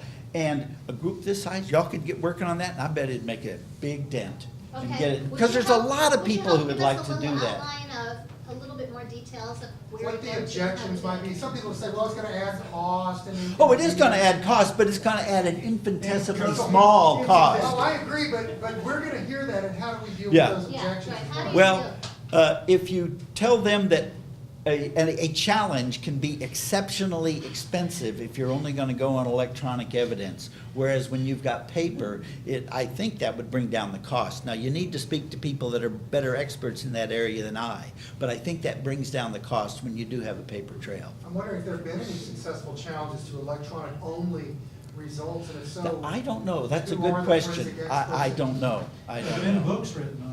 Why should Yeah, we have yeah, it needs to be cured. We need a paper trail. We've got to have a paper trail with autographs of the person who voted. Yeah, well, you know, a lot of the people here, we're home, you know, we advocate homeschooling and stuff like Right, that. right. But, you know, when my son went to school, Eagle Forum was one of the ones, and basically, 86% of the people go to public school, don't they? I mean, It's a what large is- percentage, It's a very yes. large percentage, Right. probably it's, less now maybe than it was before. But the point I always say is, we've gotta help with this, even if we're not involved, Mm-hmm. because they're gonna be the policemen, and they're gonna be the people out on the streets with us. And the Oh. better educated, the better Mm-hmm. balanced they are with their future is only gonna help in Oh, every way, shape, it saves form. tax money right and left. Right. I mean, So- we used to joke when I was at CPS, Child Welfare, doing the child abuse investigations, that if we could put something in the water system so people wouldn't get pregnant, they could go through puberty, but they wouldn't get pregnant until they were 21 or 25, that we'd be out of business. I mean, that's how dangerous teenage pregnancy is. But if we can have this effect we had with the time capsule project in lowering the pregnancy rate when you start having kids plan for their future, I think that would save us Hey, Bill Gates will do millions. it for you. That's just, Oh, it's so simple, and it doesn't cost taxpayers. We're in 11 schools right now. We've got 11 vaults in 11 schools. We need more volunteers if any of y'all want to help in doing this. who thought up this program? I pulled together ideas from all kinds of people. A bunch of teachers at Quintanilla did it. I would say that you're a brilliant man. Oh, thank you. Awesome, Thank you, awesome. thank you, Ed. Thank you, thank you. It's been fun, it's been fun. I mean, kids love it, and that's the excitement I get, because the kids really get turned on to this. And I mean, it's the reason teachers teach. You do it That's for that right. light bulb, you know what I mean? Right, that's awesome. Yeah. I'm so glad you're here. You Oh, know, thank you. If you have anything more to talk about, or of course, there'll be Oh, people asking no, you questions. One thing What, I. any questions, yeah? Yeah, any more That's questions, fine. because I want to Lately, chew up. last 2 weeks, I've heard about the Tutt family. This case that was in Duncanville, they was family that had adopted kids, I think they were from inner city in Fort Worth. Happened to be Caucasian parents, but I think the kids, some of them were black. Some Right. of their own birth children, but Yeah. they had been through, well, they had been foster parents for some time. And then there was a associate judge in Dallas County named Olvera.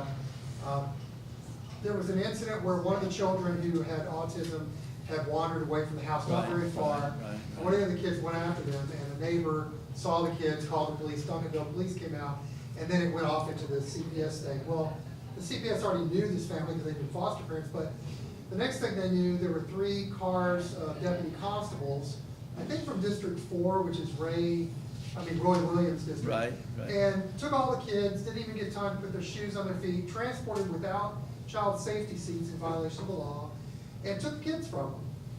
And they had a hearing that was not, I don't know the legal term for it. It's a 10-day hearing, yeah. Unannounced hearing, well, it Yeah, didn't it's- get, and yeah. the lawyer didn't have a chance to properly, it went on 12 hours, they had the mother on the stand for 3 hours, and there was no chance for the lawyer to do cross-examinations, a total.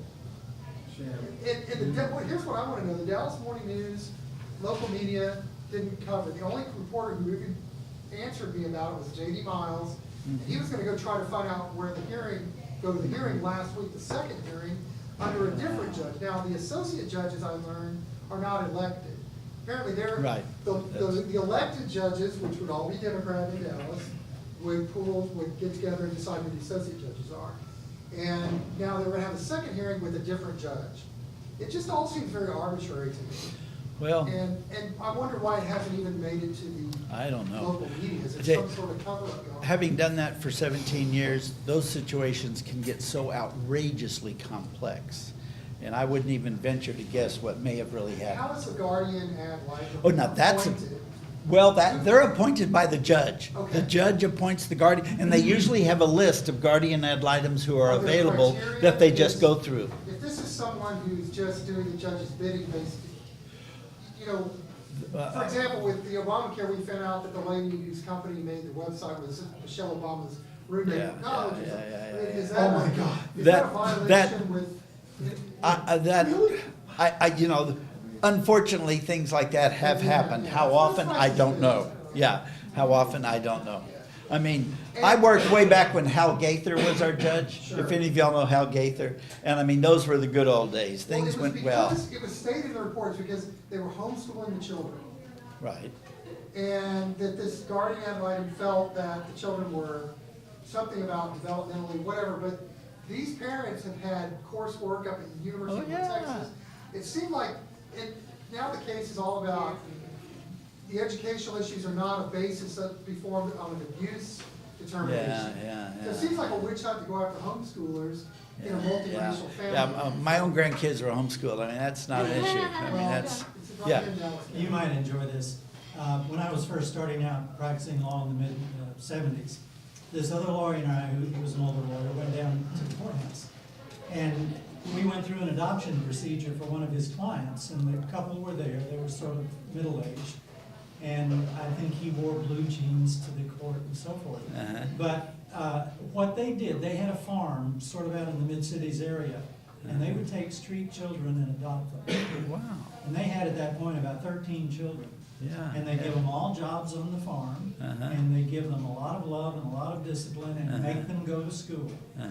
And he paid my friend with a sack of radishes. Radishes. Aw. Good, good. See, that's great, Lord, that's great. good.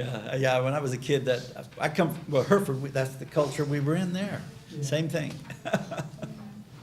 Well, So- I encourage everybody I hope everybody has the information. If anybody did not get it, let us know, because we can, even if we Right, video. and you can email me if you have Yes. other questions coming up. It's on the website. I My- don't see your email. Oh, it's at the, it's at the, well, it's at the, it's on some of the, yeah, bbenson@aol.com. It's on several of the pages. It's on the spreadsheets at the bottom of the page. There you It's go. on the It's top, on right. first It's on the page. very Right. top, yeah, Yeah, there you go. Yeah. right. All right, so we got Reign of Error, and you know where we are, so you can come Yes. see us anytime Well, this you is want to. fascinating. Isn't this You're good? doing This is exactly what a definitely- democracy should do. One little other comment, and this is coming from the heart. Of all the kinds of interests that people have and the presentations they've made and so forth, yours is the most encouraging for the future. That's Thank you. true. Thank you. This is encouraging. I Thank know. you. Thank you. Lisa was back there. too. Thank you, I appreciate that. Thank you.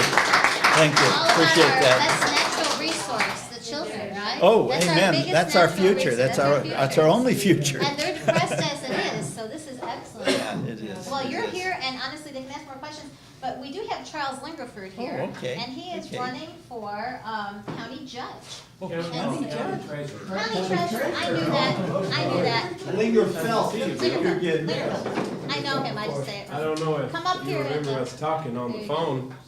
Oh, you've talked to him? No, yes. That was recent too, Yeah, within the last year or two. Yeah. Yes, I'm Charles Lingerfeldt. I've been an activist since the early 1970s. First campaign I got involved in was 1972 for a guy running for United States Senator whose name was John Tower. And didn't really plan on getting really involved in that campaign. And so I decided I'll work with you in one county, and that was Leon County. And as it turned out, I ended up working in Leon County, Freestone County, Madison County, Brazos County, Washington County, and about 7 counties. Because as you are an activist, and when you get your feet wet, you kind of, I don't know, it gets in your blood. You get established with it. And so in 1976, I voted for the wrong person for president, Jimmy Carter. Found out a lot of people voted for Jimmy Carter. And I've been embarrassed over that ever since, and I've been working hard since to make up for it, to be quite honest with you. So I am on the Republican ticket. That doesn't mean that I'm a total Republican cow. But I'm more of an independent type person, I think. I do my own thinking. And I like to plan. I like to read. And so in 2012, I ran against John Wiley Price and was hoping to defeat him. But I gained more votes against him than anyone else has ever gained against John Wiley Price, 56,000 votes. And I lost in the early voting, which you probably know. That's right. He killed me in the early voting. There you go. In my opinion, he controls the election, Yes, he does. and it was stolen, no question about it, and the feds let it happen. Yeah. Sorry.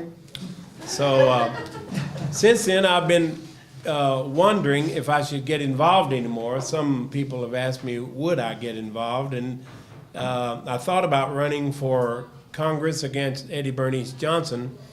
But if I did that in District 30, I wouldn't gain, I couldn't use some of the votes that I had gained in Mesquite and Garland and Sunnyvale.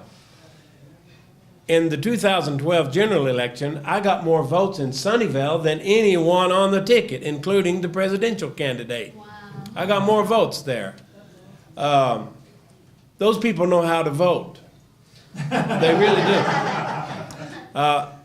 Because I think something like 88 to 90% of the people in Sunnyvale voted Republican. And I'm quite pleased that I got more votes than any other person on the ticket. But I wanted to use those 56,000 votes somehow because I know the people like me. They know I'm independent, and they know I don't compromise, and they know that I'm a strong conservative, and I'm not a conservative in name only. I'm not a chino. I am a conservative to the bone marrow and in the heart. And so I figured out that if I ran for a county position, that I could kickstart the campaign from using the 56,000 votes to the rest of the county. And if I plaster my name all over the county after the primary, because I don't have a competitor in the primary, then I probably can collect 200,000 votes or more. And so that is my goal, to collect 200 to 250,000 votes in November of this year. I'll win the primary. I'm not going to spend a whole lot of money on the primary, but I do need your help because we do need some signs out there in the county. You mentioned that he beat you during early voting. Yes. Do you have any feel for how he did that? Controlling of the the machines. Absolutely.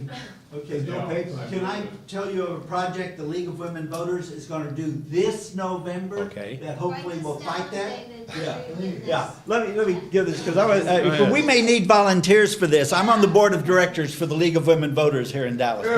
It's a wonderful organization, men do belong, by the way, so you can join. This November, we are going to do a signage project that we've actually done for the last two major elections in smaller ways.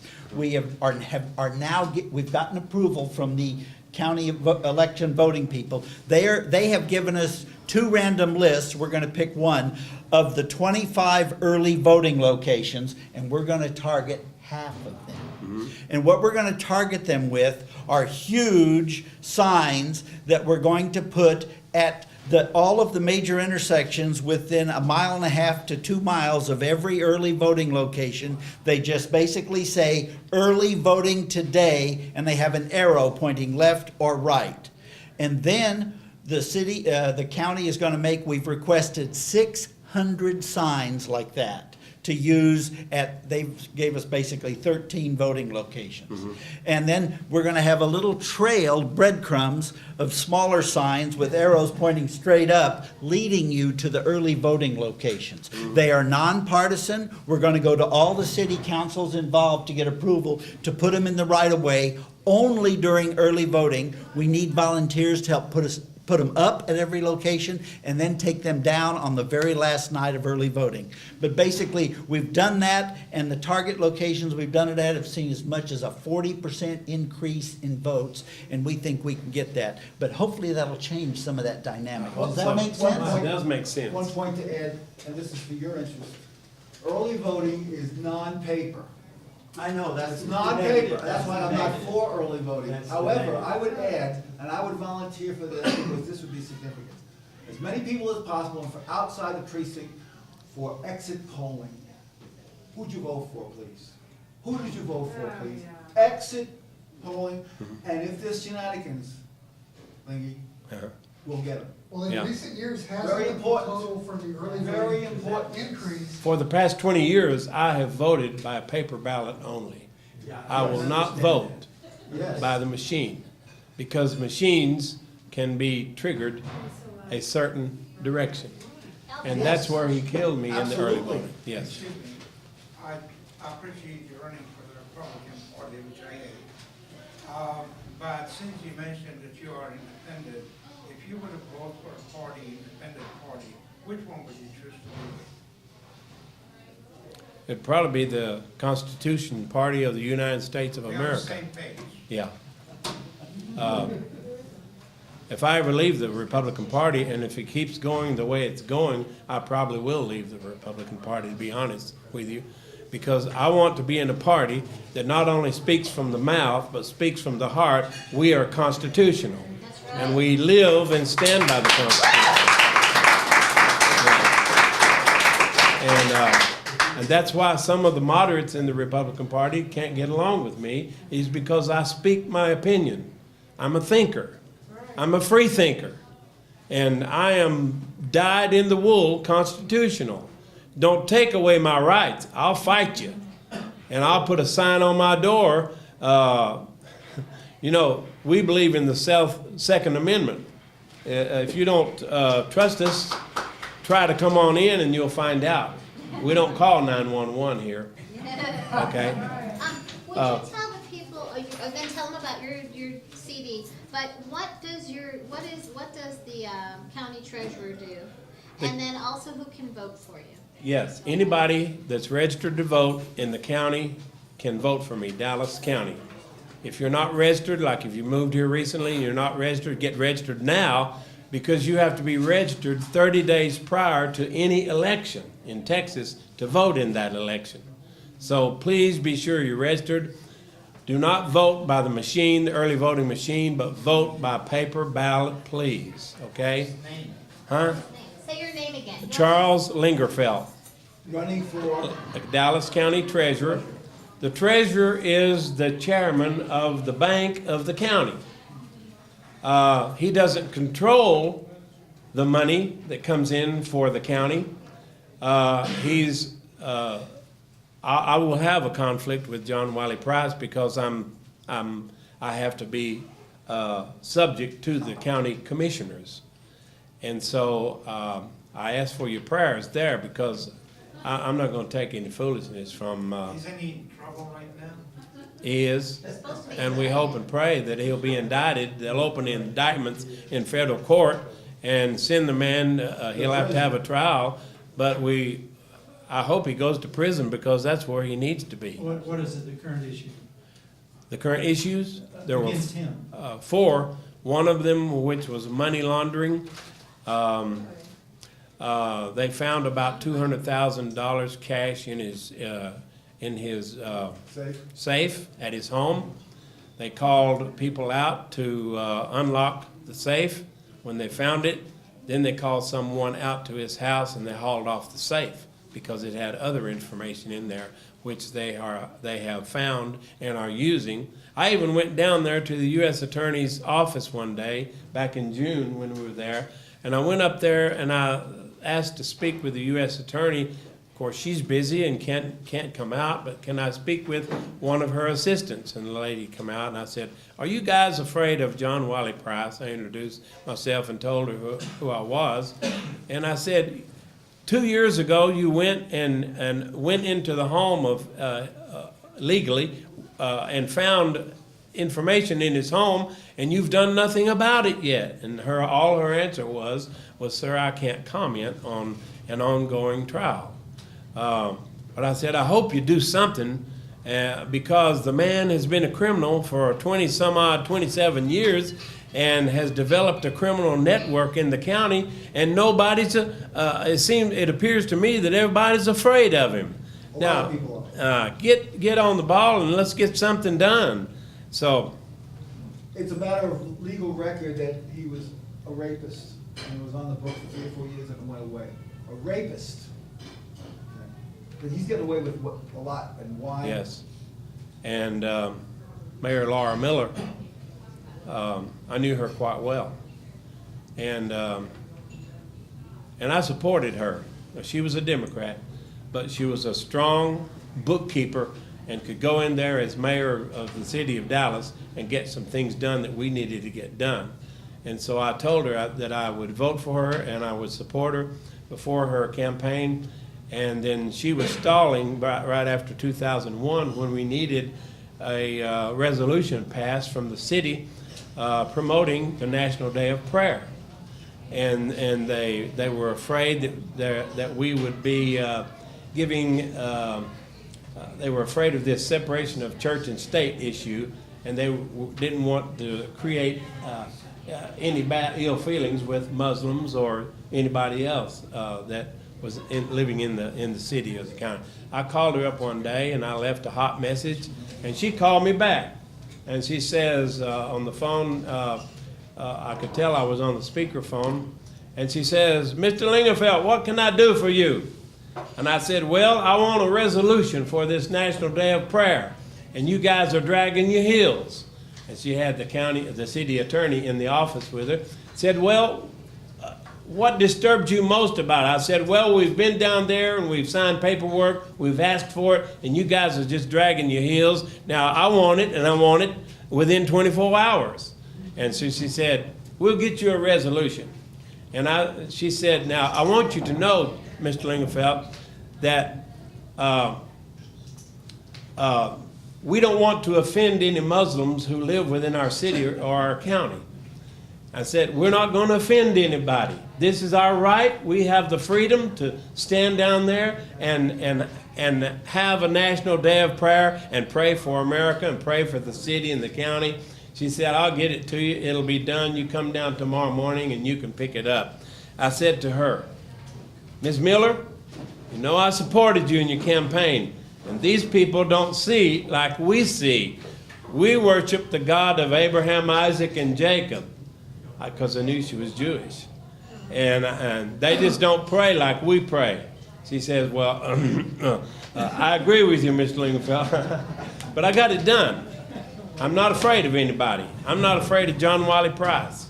But I am running for county treasurer, and if I have confrontation with him, I'll stand against him. I'll stand up against him any day. He doesn't fear, he's not afraid of me, I don't suppose, but I certainly am not afraid of him, and I've told him to his face. I'm the guy, if you'll search the video, where it says on Google, you can Google it, you're all hell, you're all, what do you say to us? You're all white, go to hell. I was the guy standing in the back, the bald-headed guy that stood up and said, you have asked for our reverence down here?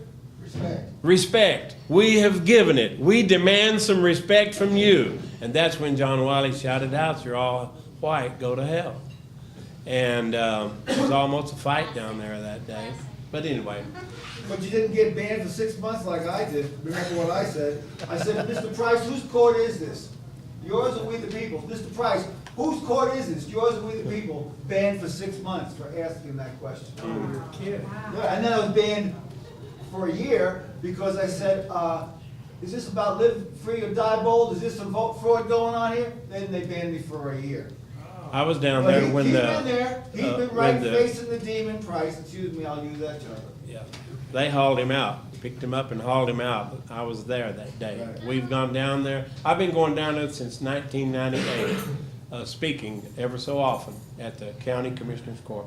Now, my friend Bill Sherrick wrote a song, A New Day in America. I think he did a pretty good job. He did all the music. He got Pastor Broden and myself, Bishop Lawson's daughter, some other people together, and we laid down the tracks. He engineered it, he crafted it, he wrote the song, and now we're selling the song on a CD, and it's gone all over the nation.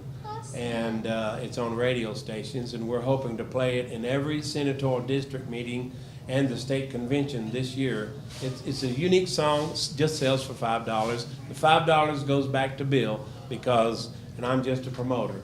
But later on down the road, if we sell a whole bunch of these, the ones who sing on here gets a little royalty check. So naturally I would promote it. Thank you for your time. All right, well, let's see now. I've got to recap a little. Well, our guest speaker didn't show. Let me check my phone really quick here. She tried to call. I don't see a call necessarily. But Sandra Crenshaw was our guest speaker. She was coming from another event, but I talked to her late in the day. She was very excited to be here, but something happened and she's not here. So we're 5 minutes to 9. Basically, she was a former city council person, and she's still an activist, and one of her passions is that her? Nope, that's Albert. Is the corruption in the city council. She would have brought us maybe some more information, but you touched on a lot of what we were, looking for about the fraud. We all know we need to fight it as activists for truth. That's one of our issues, is voter fraud and how we can be poll watchers, get involved.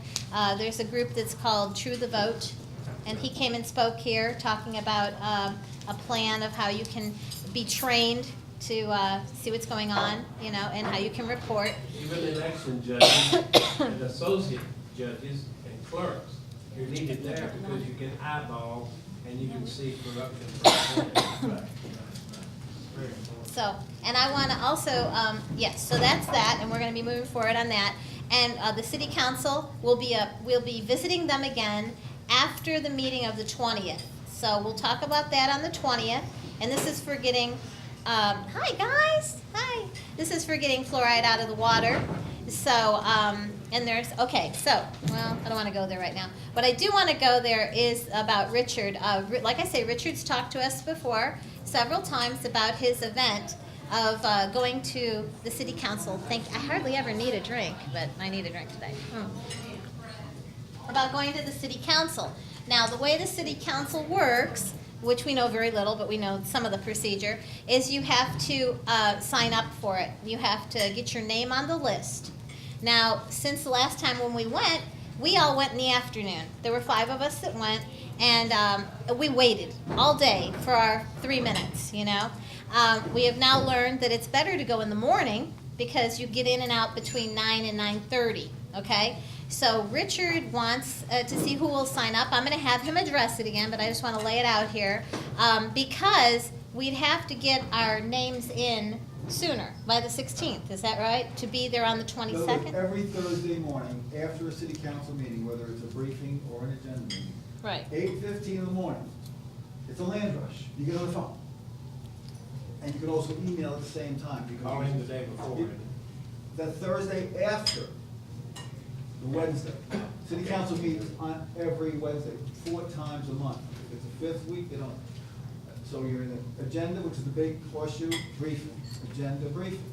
So Thursday morning, I'm giving you some secrets now. Thursday morning, at 8:15, when they open the doors, you either push that button and send your email, or you get on the phone. Catch you. Most of the time, you'll be okay, because if you see the pitiful attendance, 2 people, 3 people showing up, and you got major issues, major corruption. We're still involved in the biggest corruption case in the history of Dallas. We did the one with Potastic and Miller, and now we got Mr. Price. But City Hall is involved with the Mr. Price situation because you got Mike Rollins, excuse me, giving $350,000 to Kathy Neely, huh? And then you got Leopard stopping the inland port situation. So, I mean, the corruption's unbelievable. So again, 8:15 that Thursday morning on the phone, or if you wanna have 5, and I'm working on 5. Do you have those flyers available? Look, I'm gonna pass out the flyers. The flyer I'm gonna give you has to do with Jericho Day.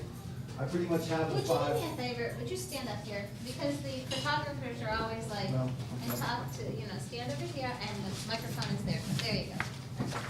Thank you. This is 2 up, but it's, give these. But just give a few to Raylene and she'll pass them around. There you go. I'll do it for you. Yeah, there's 2 up, but basically, I think maybe Regina is suggesting that perhaps you'll make copies and cut them up yourself. Basically, it's a brief summary. Jericho Day, please come and see and be heard. Do you have more I'm copies? Yeah. There you go. facilitating it, organizing it, setting it up, and leaving it up to the man upstairs for it all to come together. I went downtown and was able to get a minister, a street minister to sign up, and an advocate providing a way to get out of addiction. Myself, Pastor Sandra Crenshaw, and one other. So I got the 5 in the morning pretty much settled, but if somebody feels real passionate about a subject, I can sign you up, because what I'm gonna do, again, secret, is have 6 cards or 7 cards. I'll be by the door at 8:15 that Thursday morning. They open up the door, stamp them, because that's the best way for sure to get your 5 signed up.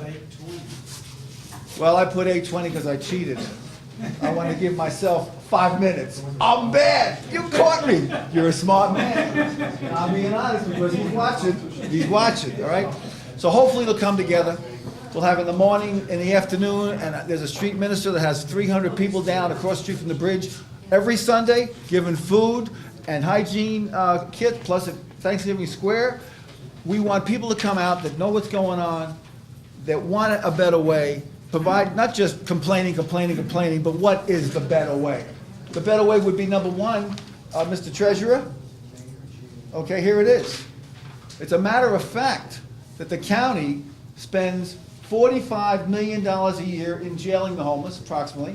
They spend over 60 or 70 million a year in the pay later cost of health care. So you're looking at a 2 to 3 times cost of providing basic shelter. And I'm talking to start off with a mat on the floor, in a safe environment. It could even be a tent city. It could be, how about tents at churches? Where you got out porta potties and you go inside once or twice a week. Or the Trinity River.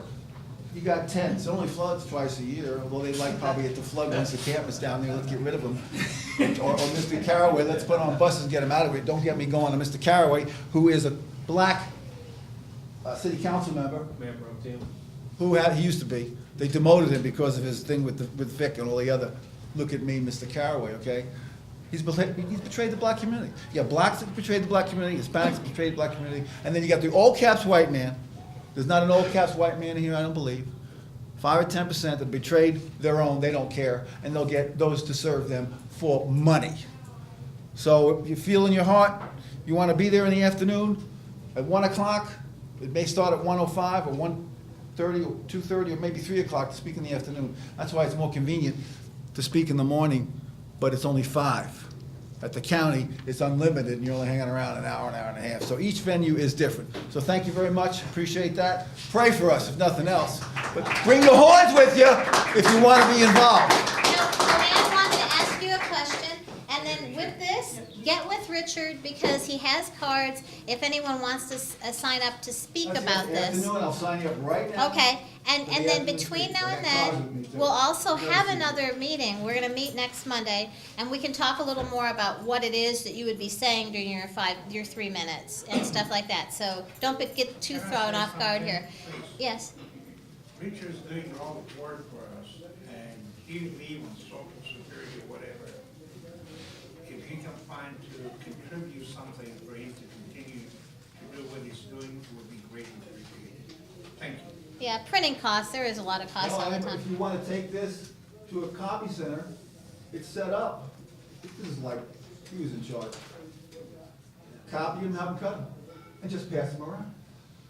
And when you That- read it, that- you'll that- understand. Because Regina has been making copies. 15 here, and I've been spreading them out downtown. Thank you. You're more than welcome. Okay. I'm just gonna say quickly that in Tulsa, when I did like homeless ministry for several years, they built this huge facility, and then the fire codes were, they could only have a certain number of people in there. I mean, and they had this old dump before that, and they'd pack as I many know. people as they could in, and the There's so roof much- was leaking. So they go through all this big expense, and the utilities were exorbitant, and they spent all this money, and people were still sleeping outside. Right. So that's I where don't know, we it need to doesn't get make involved. sense to me. Well, See, the government So is you not can't serving just- us. What's that? The government is not serving us the way. Right, so No, they're you not. can't really open up the churches and the floors in them because there's fire codes, you know, Yeah. I mean. well, you know what is that called? Disobedience? What's it called? Civil disobedience. Civil disobedience. Our open carry people that we were talking about, you know what they did? Because there's all these rules about you have to get a permit to give away food to the homeless, and where? They didn't. They got a bunch of food and they gave it out. They fed 300-400 people. They had their guns on them, and they were like doing a community service, and it was exposure of the Second Amendment also. Went fine. The police came up and said, "What you doing?" "No, we're feeding some people." It went fine. So sometimes we need to take charge and not always be worried about some of the rules and all that stuff if it doesn't make any sense. And then maybe some of those stupid things will start changing. So there's a big story about all this. So our presentations are put on our website, okay? So you go to activistfortruth.com. At the top it says presentations, drop down. Richard's presentation about, this Jericho Day is on the website. Today what we've done will be on the website. And we can keep going forward and directing people there to get caught up to where we are, okay? Now, Albert was talking about, when you were talking about be registered to vote, I guess it was Charles, it's true. You got to be registered to vote 30 days before the election. And you can get, and then he said, talk about how you get registered to vote. Do you guys have any voter registration cards with you? I do in my car. Great. Oh, it's probably just for county only though, County. so, yeah. Okay, well, Is it okay to go just with the driver license? no, you have to be registered to vote. You can bring your driver's license to prove it's you if you don't have your card with you, and you'd be on the roll. Okay, how do we register? Okay, you have, excuse me? I'm a registrar, I'll make some next week. Okay, he's a voter registrar, and we usually talk in our groups to get a voter, so he'll bring a card for you, fill it out, and then you'll be registered at that moment, because he's legal to do it. There's these other white cards that you can get at the library, you can get them at the driver place, what is that called, driver registration place? There are several places you can get cards, and we used to always have them on us. You fill them out and you mail them in, okay? You just have to make sure that it's done a month before, would that be March 7th? What is the? Oh, February 4th, because March 4th. is the February primary. 4th, because Yeah. March 4th is the primary day, okay? So then I'm finding out that the city council, they vote, their voting day is May 4th, I think? I think it's May. It's Not May. this May. It's next May, okay. So there's so many things, but you don't need to think about that. It's the primary we're interested in, which is coming up on March 4th. But we have another person introduced here, a good longtime friend, two of them. I love them very, very much. Stacy Chen is running for Congress. And hello, Stacy. Hi. Chris McNutt is her sidekick, I guess. I don't know what your title is, but campaign manager. But he's a patriot, a friend, and I love him. But we're going to give some time to Stacy Chen to talk about what your issues are and why you're running and where you're running. Oh, and then we actually have Sandra Crenshaw too. So I guess we're going to go a little long tonight. Big Anybody who party. feels as though they need I appreciate you. Okay, well, all right, so Stacy, tell us where your district is Sure. and what we can do, and just remember, guys, if you don't live in her district, doesn't mean you can't help her. So go ahead, Stacy. Well, first off, thank you, Regina, for inviting me, and thank everybody for having me here. And I can wait. Excuse me, she's gonna wait until we're quiet again, because we're gonna give her our attention, okay? Okay, here we go. This is Stacy. Okay.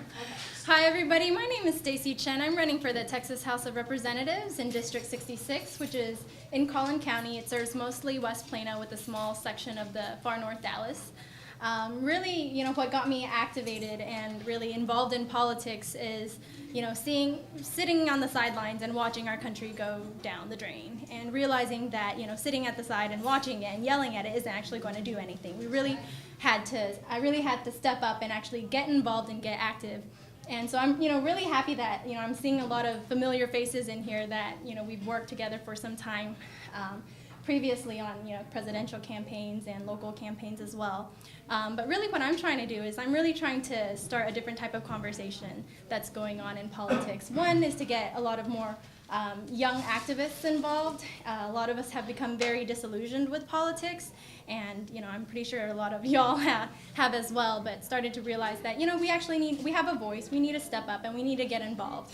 And so really I'm trying to do that with the younger generation, with people my age, and saying, I know it's frustrating to have to sit at the sidelines and watch our country go down the drain, but that's not the only option that we have. We can really get involved locally at the state level and even at the national level with change. And second, it's really just about, spreading the message of liberty. So really getting back to a limited constitutional government, really getting back to fiscal responsibility, and really returning power to the American people. So those are, three of my main things that I'm really trying to do in my district and really for the state of Texas and for all of the people, not just in my district, but just all of the people that reside in Texas. And so, if you'd like to know more about me, you can go to my website. It's www.stacyfortexas.com, and I'd be happy to speak with y'all afterwards. Who's your competition? I am up against two other people who are running. One of them is Glenn Callison, and one of them is Matt Shaheen. Yes. Is that a primary? Yes. Who are you running against? Who's the seated one that's gonna be there? The incumbent is Van Taylor. He's actually leaving the seat to run for the state senate, so it's an opening seat, yes. But it's the most contested race in Collin County at this point, other than the Collin County Precinct 1 commissioner race. Are you serving North Dallas too? Only a small section of far North Dallas. 5248, are you serving? No, it's 75252. That's S-T-A-C-E-Y, S-T-A-C-Y, yes. C-Y. C-Y. Okay. STACYFORTEXAS.com. Chris has got some handouts that he'll give you. There you go. And just remember, because for years I hear people, oh, she's not in my district. That does not mean you can't help her. You might or might not know somebody in that area. Keep some flyers, hand them around. If you get a bumper sticker, put it on your car. I mean, House outside of his district. So So they do houses. they do that. Just that one house. And so he had to move. And I was, I've heard some crazy stories, but to hear it live and know the person, it was Would crazy. you work on legislation to help stop stuff like that and get it out of the legislative arena so that an independent commission does the redistricting? Yes, I would love to, but first I need to get that seat. But if you could yes. articulate that kind of Yes. legislation, you may get a lot of votes. Yes, that's true. That's a good point. That is true, That and I is appreciate you something that bringing bugs that people up. a lot, Yes. is the gerrymandering and the, yes, that's something, if you just even bring it up. Yes, This but gentleman is in that position to actually work on the gerrymandering process, so you two Okay, need to talk, yeah. because he might have some points for you to mention to people. Sure, Could be yeah, I working appreciate on. that. So- Definitely, definitely. Well, just remember, she's here, so y'all talk to her, and get anything and all that stuff. We're gonna introduce our guest speaker here. She's a little, so no, honey, I love you. Oh, she's a good kid, really hard worker.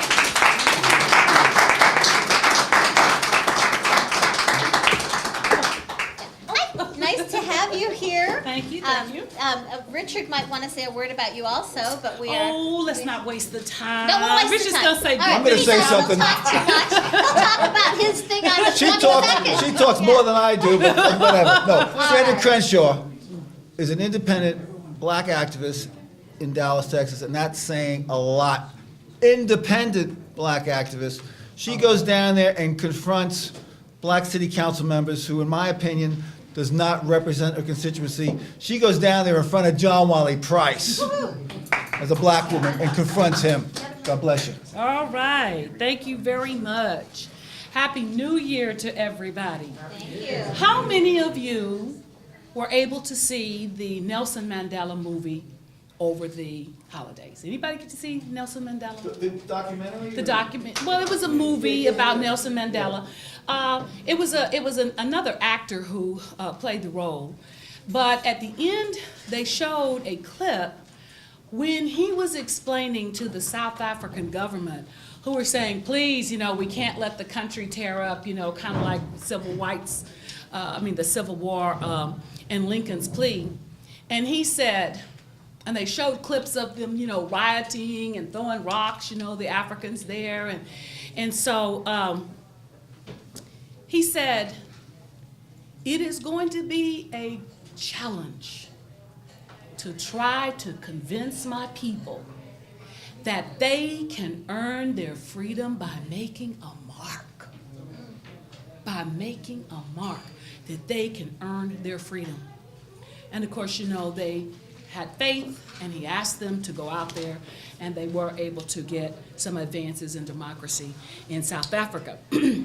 I am running in House District 110, but I'm actually running against injustices that are committed against us by abusing the government and legal process.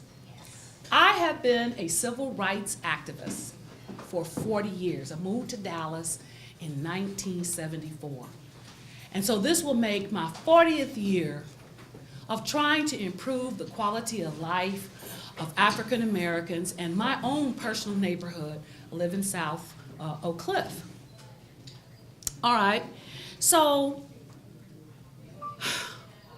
what we're seeing, I don't know if a lot of y'all know this, but this year is the 50th anniversary of the Civil Rights Act, the 50th anniversary. And so I can't see me spending 40 years trying to protect those rights that were given to me, that people died for. And they aren't civil rights just for African Americans.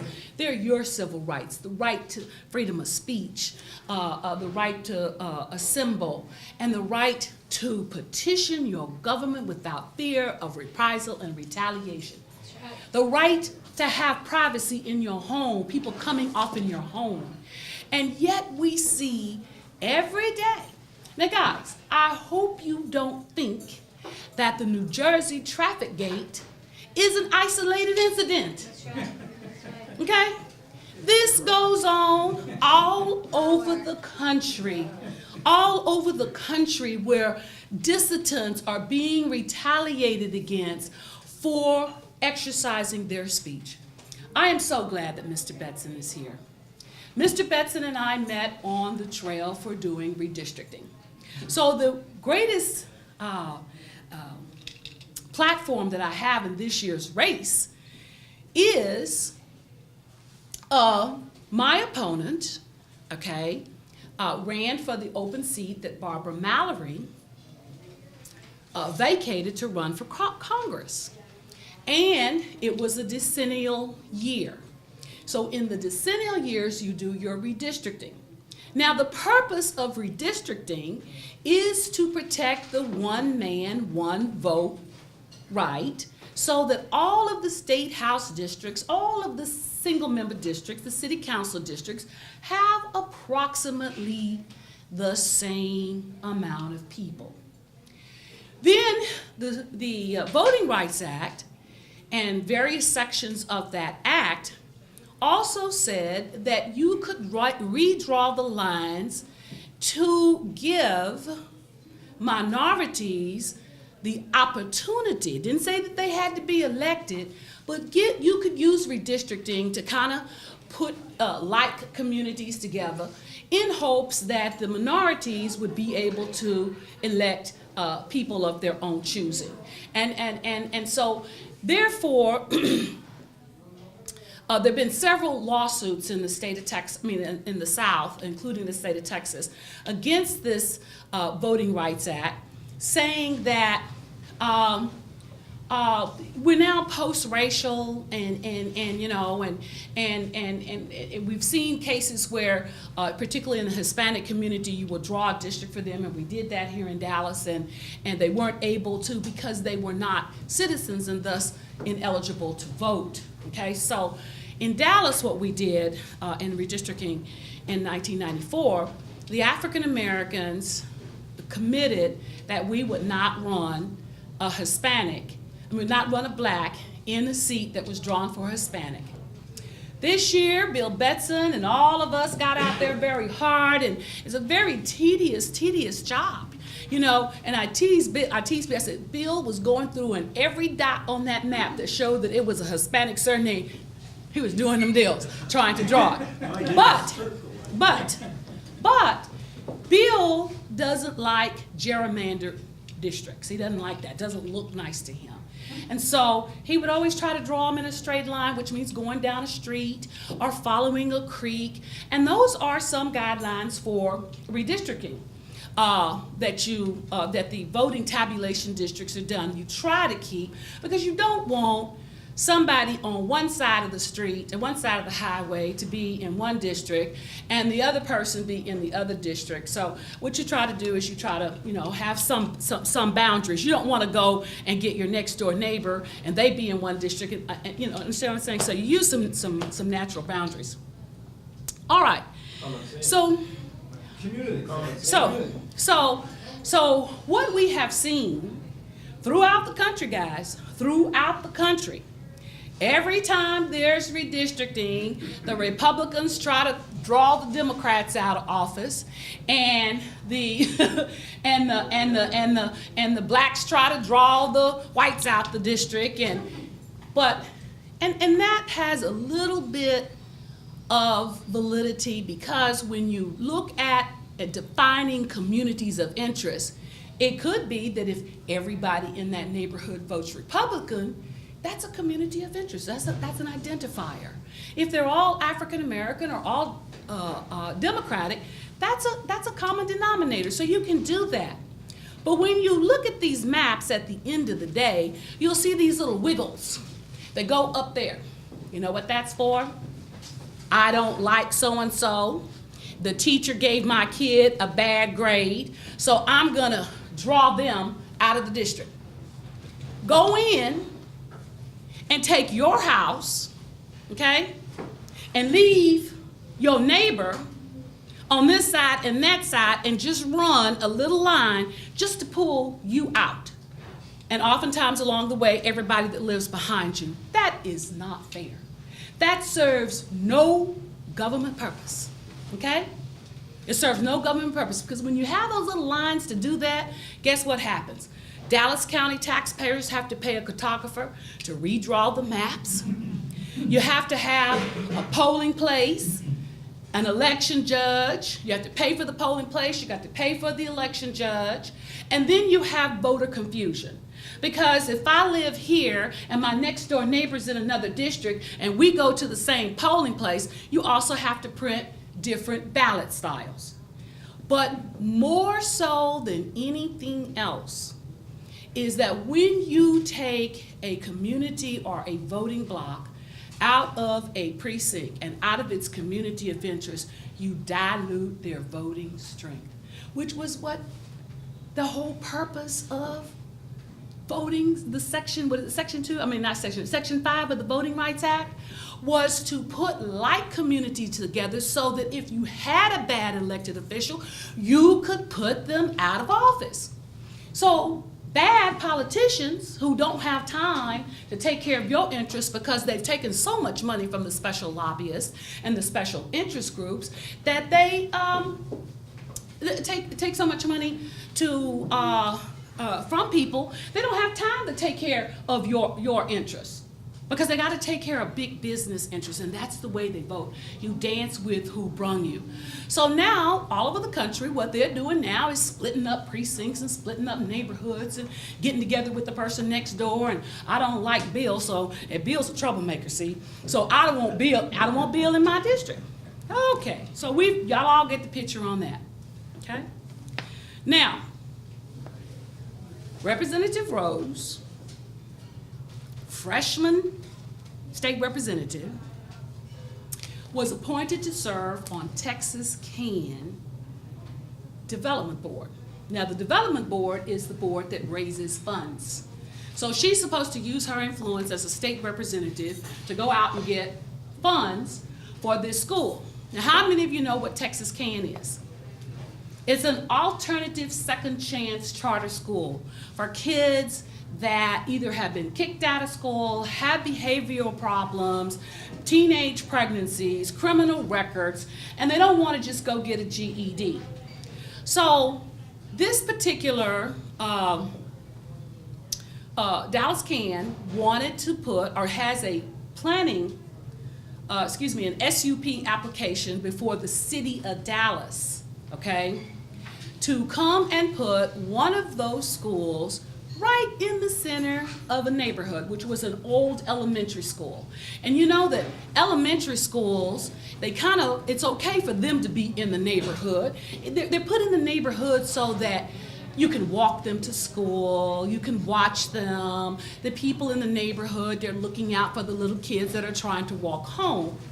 You don't put people who have already demonstrated that they have a problem fitting into society. You don't take 380 of these kids and plop them in an old elementary school in the middle of a neighborhood, okay? And what makes it worse is that they're not allowed to use the Dallas County bus system, and it's very, very difficult because these people are coming from all over, everywhere. And in this particular case, they'll be coming from Lancaster, DeSoto. They can come from any place in Dallas County. So in New York, you have the Statue of Liberty that says, bring me all your poor, you know. And so Texas Can is saying, all of y'all out here, come on over here to this neighborhood. It's already blighted anyway. It's already got crime statistics. It's already got an I-20 truck stop known as the I-20 prostitute ring there on I-20. This is a neighborhood, this is a school about 10 blocks away from I-20, okay? So DISD. What's the name of it? Alta Mesa Elementary School, okay, Alta Mesa Elementary School. Now, Alta Mesa Elementary School was part of the Wilma Hutchins School District. At the time that it was dissolved, it was only one of 2 black-governed school districts in the state of Texas. But yet, it had the lowest scores. The administration and the board members were paying the highest salaries for the superintendent, and they would get mad at the superintendent and then they'd fire them without due process. So then the law said, you got to pay the superintendent, you got to buy him out. So at one time, they were paying 3 superintendents, just firing people without due process, okay? Paying 3. Then they decide that other prominent African Americans who had become lawyers, well, you give me a campaign contribution and I'll make sure that you get the contract. Okay. So, guy gives the board members a contract. Come to find out, his bar was suspended.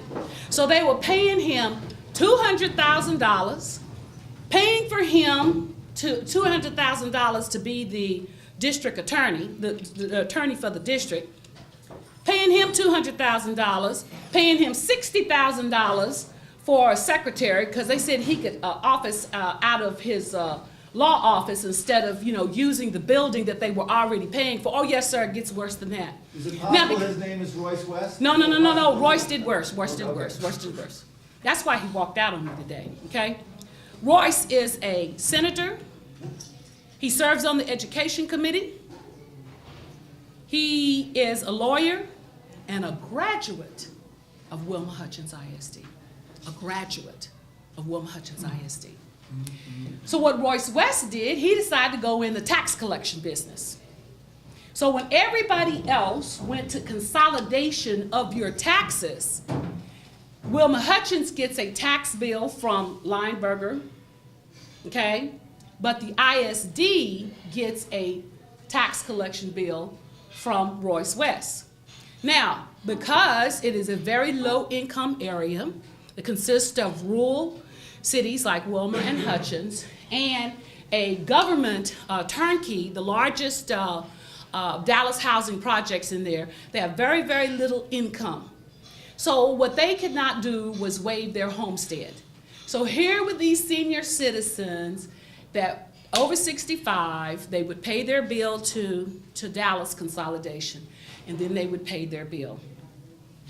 So when some of the parents over there said, you know what, my kid's not getting educated, and y'all, when your kids are not educated, it has a negative impact on your total quality of life. You have to live in burglar bars because when they're not in school, they're out there roaming and stealing, okay? When they don't have jobs because they haven't been trained and educated, they're breaking into your house. Minister Amin here will tell you that when you don't have money and you can't eat and you want things, then you're going to get angry. Okay? And so when you get angry, then your kids are going to get beat up, then you're going to have fights, you're going to have bullies. So it is a terrible situation. So there was a gentleman out there named Lionel Churchill. He was a precinct chair, and he decided enough is enough. We got to draw the line somewhere. So he told them, couldn't get them unelected because these people that were making all of this money off of them were giving them money to buy yard signs and all of the things and paying off the election judges and paying off the elections department. And if you don't think that the ballots go get stuff, you know, that's not democracy, but that's what happens, okay? So everybody gets paid except for the children. They don't get an education. So anyway, they had to have a bond package because the buildings were deteriorating. And they got out there with the whites in Wilmer and Hutchins who didn't have school children. They sent their kids to Ferris and Ennis and whatever. They would not send them to Wilmer Hutchins once it became all black.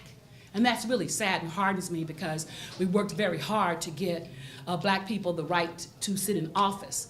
And so I say this, I can say it today because my mother did not allow me to use the N-word. And I feel very liberated. She's dead today. I feel very liberated. I can wear my own natural hair because, you know, we don't like ourselves and we spend billions of dollars at Korean stores to make ourselves look different. But anyway, he got them to vote down the bond package.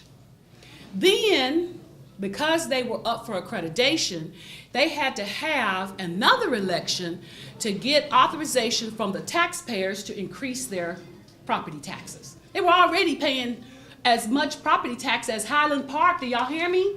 They were paying the same rate as Highland Park. Yes, ma'am. So they needed to bump up a little bit more. So they voted that down. The whites and the educated blacks voted that down. So then it went to TEA on the accreditation. And it was a very emotional, passionate fight. Those alumni cried, the students cried. They had the #1 football team in the district, and Ron Price was over there talking about, I want them over in my school because I want to play football, you know, on my team. It was horrible. And the commissioner said, I'm going to make my decision on one thing. She said, both of y'all have made very good arguments. You got the inland port coming in, that's gonna generate some more money. And so maybe y'all will have enough money without the tax increase. She said, but I decided to make my choice on one thing. She said, you know, on those 2 elections that you said no to the bond package and you said no to the tax increase, she said, I'm gonna take that as the will of the people, that you don't want this district, that you want this district dissolved. Hereby dissolved. Okay? You talk about democracy at work and exercising that vote. That was the first time that I've seen a government official. You can't get that kind of support out of an elected official. But for a government official to make that decision on the sanctity of the vote was very inspiring to me. Now, when Miss Tony Rose, his name is Miss Churchill, is in Alta Mesa, Miss Churchill, they also opposed this zoning case for the Dallas Can. In June, when the Supreme Court sent the Texas House maps back to do some tweaking, you know, to make sure that they fit within the Voting Rights Act, Tony Rose drew one of them little squiggles, Mr. Bentzen. The little squiggles that you talk about that you pull people out, that you don't do that. She took out that whole neighborhood that voted to dissolve Wilma Hutchins School District and took it out of 110 and put it in a district with DeSoto. Okay? She did that with a pen. Her freshman year, had not been in office 6 months. Now, because when she was running for office, that was a decennial, so you didn't have, they waived the residency requirements.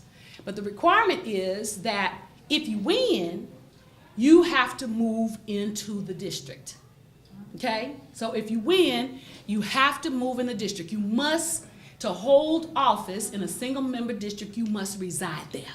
Now that's only in the decennial that you get that privilege, because if you don't know where the maps are and you want to run for office, you don't know what district you're going to be in, right? Okay, so she didn't live in the district. She lived in District 109, but her father lives in 110. So she filled out a voter registration card and declared her father's house as her residency. We all knew that, and her father's a former JP Charles Rose. We all knew that. Okay, and but nobody challenged it. You know, she was running on her father's name, and the Democratic Party and Royce and all of them wanted her in office, so, you know, nobody challenged her.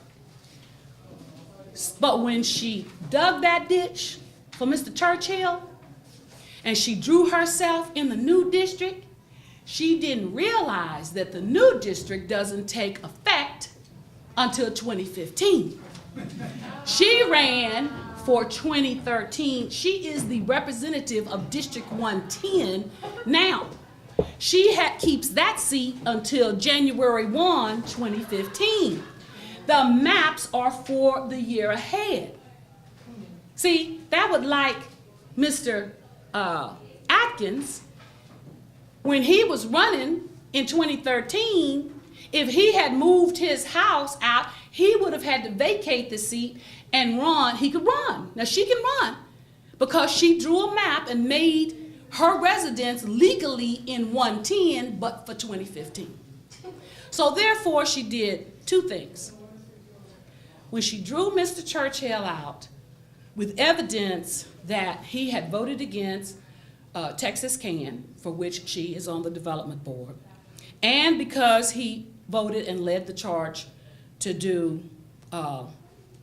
dissolve the district, we believe that we can effectively argue before the Northern District of Texas, the Justice Department, in federal court. We believe that we can argue that she violated Mr. Churchill's First Amendment rights. Because, what does it say? You have a right to petition the government. You have a right to grieve the government without fear of reprisal or retaliation.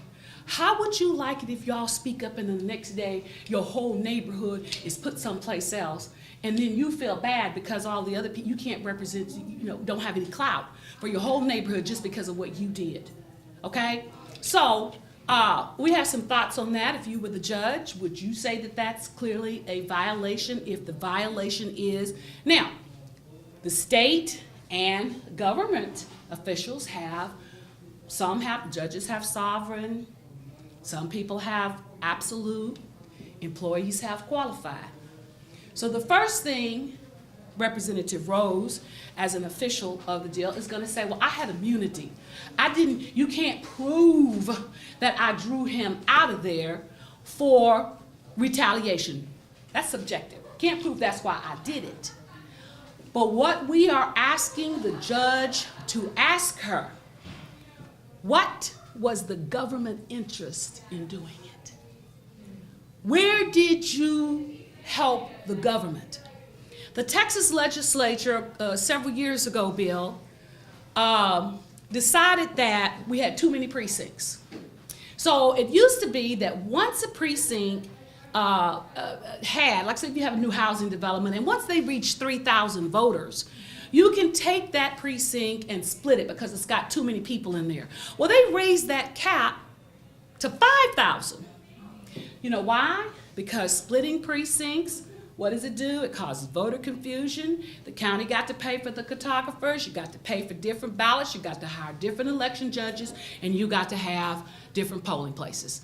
So we want the state to tell the citizens what was the government interest. The only time that you should be able to take a movement or an act in government is if it's in the interest of the people. Okay? So when you abuse a government or legal process with deliberate indifference, you can abuse it because that's when that immunity comes in. I didn't know that was what I was doing, okay? But if you can show that it didn't have government interest, then you did it with deliberate intent and thus violated. Now, we're also going to go to a state district judge because we have evidence or we feel that this woman has abused us. She's abused the government process for her own personal interest. When I was telling somebody about this, some other problems that we have out there in the southern sector that I come down there to City Hall, they said, oh, that sounds like the Don Hill case. That sounds like the corruption that, I said, baby, this is not isolated events. They do it. And what we don't know in District 8 is that we have sent 4 government officials, Al Lipscomb, Don Hill, James Fantroy, D'Angelo Lee, to penitentiary in this neighborhood in 110. The same people go down there to City Hall and say, why are you letting Mr. Atkins gerrymander that little deal out? That's a vacant lot. What is going there? Why are you letting Dwayne Caraway? That's Veterans Hospital. Veterans Hospital doesn't vote. Well, see, in addition to retaliating, they go and they say, I represent you down there, such and such and such a deal. If you don't give me some contracts over there for my friends or whatever, then I'm going to hold up your stuff like traffic. I'm going to hold up and give you a hard time. And they get out there and fight to get what they call economic generators. Do you see anything in the Constitution that says that you redistrict for economic generators? You sat there and listened to that. You sat there and listened to that in the redistricting process, and nobody said anything. And unfortunately in Dallas, in the single-member districts, what the mayor does is that I don't care what them Negroes do out there, and that's their own people. If their own people don't mind being abused and misused and whatever, I need those 4 votes to get my thing that I want on fracking. I need my 4 votes on hiring the city manager. I need my 4 votes on, now here they are, 4 people who represent poverty districts up there voting $12 million for a horse park. $2 million for a dog park. Mr. Atkins himself lives in a neighborhood, a very high crime neighborhood. So we have pockets of nice houses, but everything else around us, am I right or wrong? Crime ridden, the statistics will show that. Does not have a recreation center. Outside the national services, They go down here and Mr. Atkins votes for $4 million for a jogging trail to attract students to UNT. But yet, the kids at J. N. Irvin on Bonneview and Simpson Stewart Road, 6-lane divided, major deals, don't have sidewalks. There's only $2,000 for sidewalks, for their portion of sidewalk petitions. And yet these kids, steady in the street. I said, oh no, I almost ran over one. I said, oh no, I'm not gonna do it. So therefore, I say that I didn't fight in the civil rights struggle to get a white man's foot off my neck, to let a nigga put his there. I'm not gonna do it. That's the reason why I'm speaking against them. Now, I just left the forum. I got up, I told the Democratic Party chair, we have an African American running against the party chair for the first time. And I said, Madam Chair, why did the Democrat commissioners vote to use our tax dollars to capitulate themselves in the national spotlight on the voter suppression, voter ID law? Does everybody in here have a voter ID? Do you know anybody that can cash a check without an ID? You can't pick up your medicine at a pharmacy without an ID. You can't buy beer without an ID. That's right. So if there's a problem with people getting the ID, then let's help them get an ID. IDs to go. Okay? So I'm saying to you, they want to rest their laurels that they don't have any evidence. What's wrong in the name of protecting the sanctity of vote? What's wrong with being proactive? What's wrong with being proactive? Now, the reason why the Hispanics, the reason why the Republicans won't open their mouths, okay, is because they hope to attract the growing Hispanic population to vote Republican. But trust me, guys, we have plenty of voter fraud that was committed by people who didn't have an ID. Let me tell you what they would do. I lost an election over. Yo, did you? Yeah. Okay. They will go down. He was running against John Willie Price. Okay, so why? Lingerfeldt, I didn't know you in your new mature Lingerfeldt. Charles, you're out there in District 8 with us. He knows exactly what I'm talking about. Sheriff. Oh, okay, great. Okay, but let me tell you what. They said I got 42% of the vote, but how would you ever know? Yeah, and that's why I told y'all about stuffing them ballot boxes and stuff. Okay, now listen now. The Democrats would go out and register, and all you have to do is just sign an affidavit saying that you're a U.S. citizen and that you live in the district. So we would go back. I think it was when Domingo Garcia lost the election, and he hired me to do opposition research. I'd go and I'd say, all of these people live at a P.O. box? How did they get a voter registration? You went over to Steve Salazar's house. They had this editorial. He had 32 people, 32 adults living at his house in a 2-bedroom, 1-bath house. The city council member. Former city council member Steve Salazar. Parking garage had people registered. That's right. Had people registered at that address. That's right. Okay? Then they go out and get all the homeless people. Okay? And they register the homeless people, and they send them to the labor pool over there. And see he's got the politician's part. Or they send them to Yellow Cab's address, okay? So when all those cards come back, then what they do, they go out and get anybody, okay? Because there's no picture, no race on your deal. And on early voting, where you have about 24 polling places, then they say, come on here, take about 5 people. Now, I'm going to pay you $20 all day. What you're going to do is you're going to ride around with me all day, and you're going to go in there and you vote this way. So when you go in, just so vote in the early voting place, they let them vote. Get another card, tell you, let's go to the next polling place. Now, I'm a party insider. Okay? I'm so tired of it. And you can't have cameras in there. What now? Because if you record video, the guy in the purple shirt, well, he's over here in south of the cliff. Well, now he's over here in North Dallas. With a different voter registration card. But you can't have cameras. You can't record in the polling place. But listen now.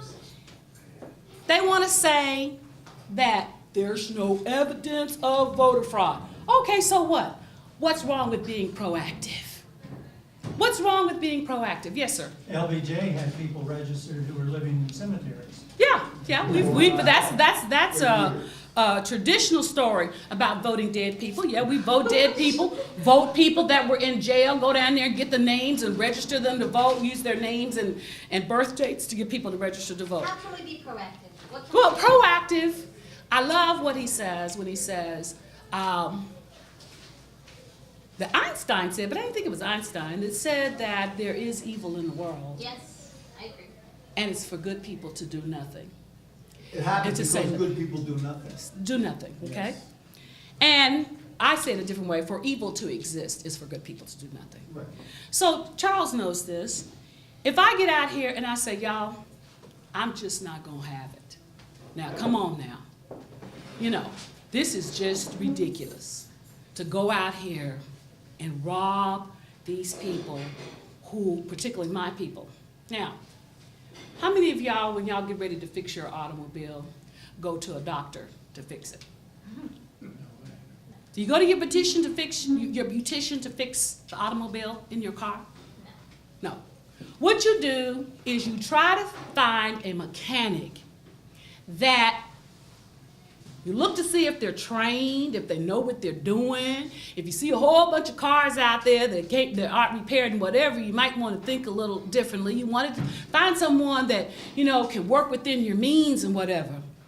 Too often our voters go out here and they elect people not on their training, not on their education, not on their values, not on their views, not on their commitment, because the Democratic Party said go in there and punch straight Democrat. They don't even know who they voting for. They could be voting for a Ku Klux Klan, and they don't know, but he got Democrat in front of his name. Okay? Republicans do it too. Yeah, I know they do. Baby, look, let me tell you something. Because City of Dallas is nonpartisan, I've worked on both sides. And that's why I said the Republicans know that there's voter fraud, but they're just saying that, whatchamacallit, there was voter fraud. Didn't you hear John Wiley Price say that Commissioner Mayfield was understaffing the clerks so that it would build a larger line? And that's the reason why we're gonna fire Bruce. You know why Bruce did not file a lawsuit and did not fight back? Because the only defense that he would have for doing the things that he did is that the supervisor told him to do it, which means John Wiley Price told him to do it. John Wiley Price is the one that told him plug the machines up. John Wiley Price is the one that told him throw out the absentee ballots. John Wiley Price is the one that told him to do that. He should have said no. Right. Okay? So see, if he had fought back, he had some vulnerabilities and what is the word? Culpabilities there too, that he wasn't going to be able to get around. Sure, it wasn't clean, right? All I can say is, all I can see in his defense was that he was doing it at the direction, because what he said to the public was that when John Wiley Price told him to send some more clerks out there, he said, I take my directions from who's ever commissioner's district that is in. Isn't that what he said? He said, and I don't think it's right, John, for you to come in Commissioner Mayfield's. So what he was doing was keeping his job, which is another reason we need redistricting, independent redistricting. We also need independent elections administrators. We need independent police chiefs, city attorneys, because all of them down there come in and placate elected officials to keep their jobs. Okay? Yeah, okay. So I'm hoping that, Bill, that we will be able to get some national spotlight. Dallas County wanted to use taxpayers' money to jump in that voter ID thing, right? Okay? So when we go to federal court and get Tony Rose and bring to national attention that in Dallas County you had a legislature who abused the process in order to retaliate and violate one of the precinct chairs because they didn't vote that way. Okay? Get some national national attention on that and see if we can get the legislatures. See, what happens is, and they all do it, but what happens is when you expose it and the people get outraged, we gotta do something to stop this abuse, even though they did it. No, I'm trying to tell you that. Remember the IRS violations and different things like that. So that's what we're hoping to get from filing this lawsuit. Now, remember Derek Evans, the constable, ran his campaign on my kitchen table. Okay, to run to be the constable. Jaime Cortez, both of them, on my kitchen table over there in my apartment over there on Keys Boulevard. And when I read in the paper that they were stopping poor people that were driving beat-up cars, thinking that they didn't have insurance. When I saw Elba Garcia make the motion to say that in Dallas County, if you're driving without insurance, not only do you get a ticket, but you get your car towed off. Did y'all know that? Yeah. Okay. See you in John Wiley. To see these two young men that I worked very hard, not only to get them elected, but to draw that Hispanic JP seat so that Jaime Cortez could sit there. When I think about the sacrifice and the nights that he did that, to get him elected, and to think that he abused that power. I met with those two gentlemen. I said, y'all need to come see me.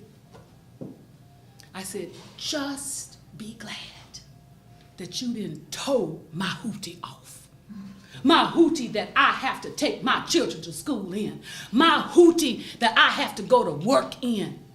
Just be glad you didn't tow mine off. I said, I'd shoot you.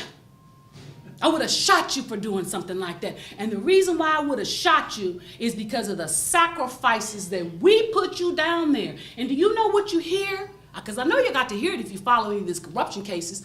You know what their defense is? White people do it. Yes, white people, they're corrupt white politicians, but we didn't send you down there to do like white people do. That's right. We sent you down there to do right. We sent you down there to do right. I said, now I wish you luck. I wish you luck.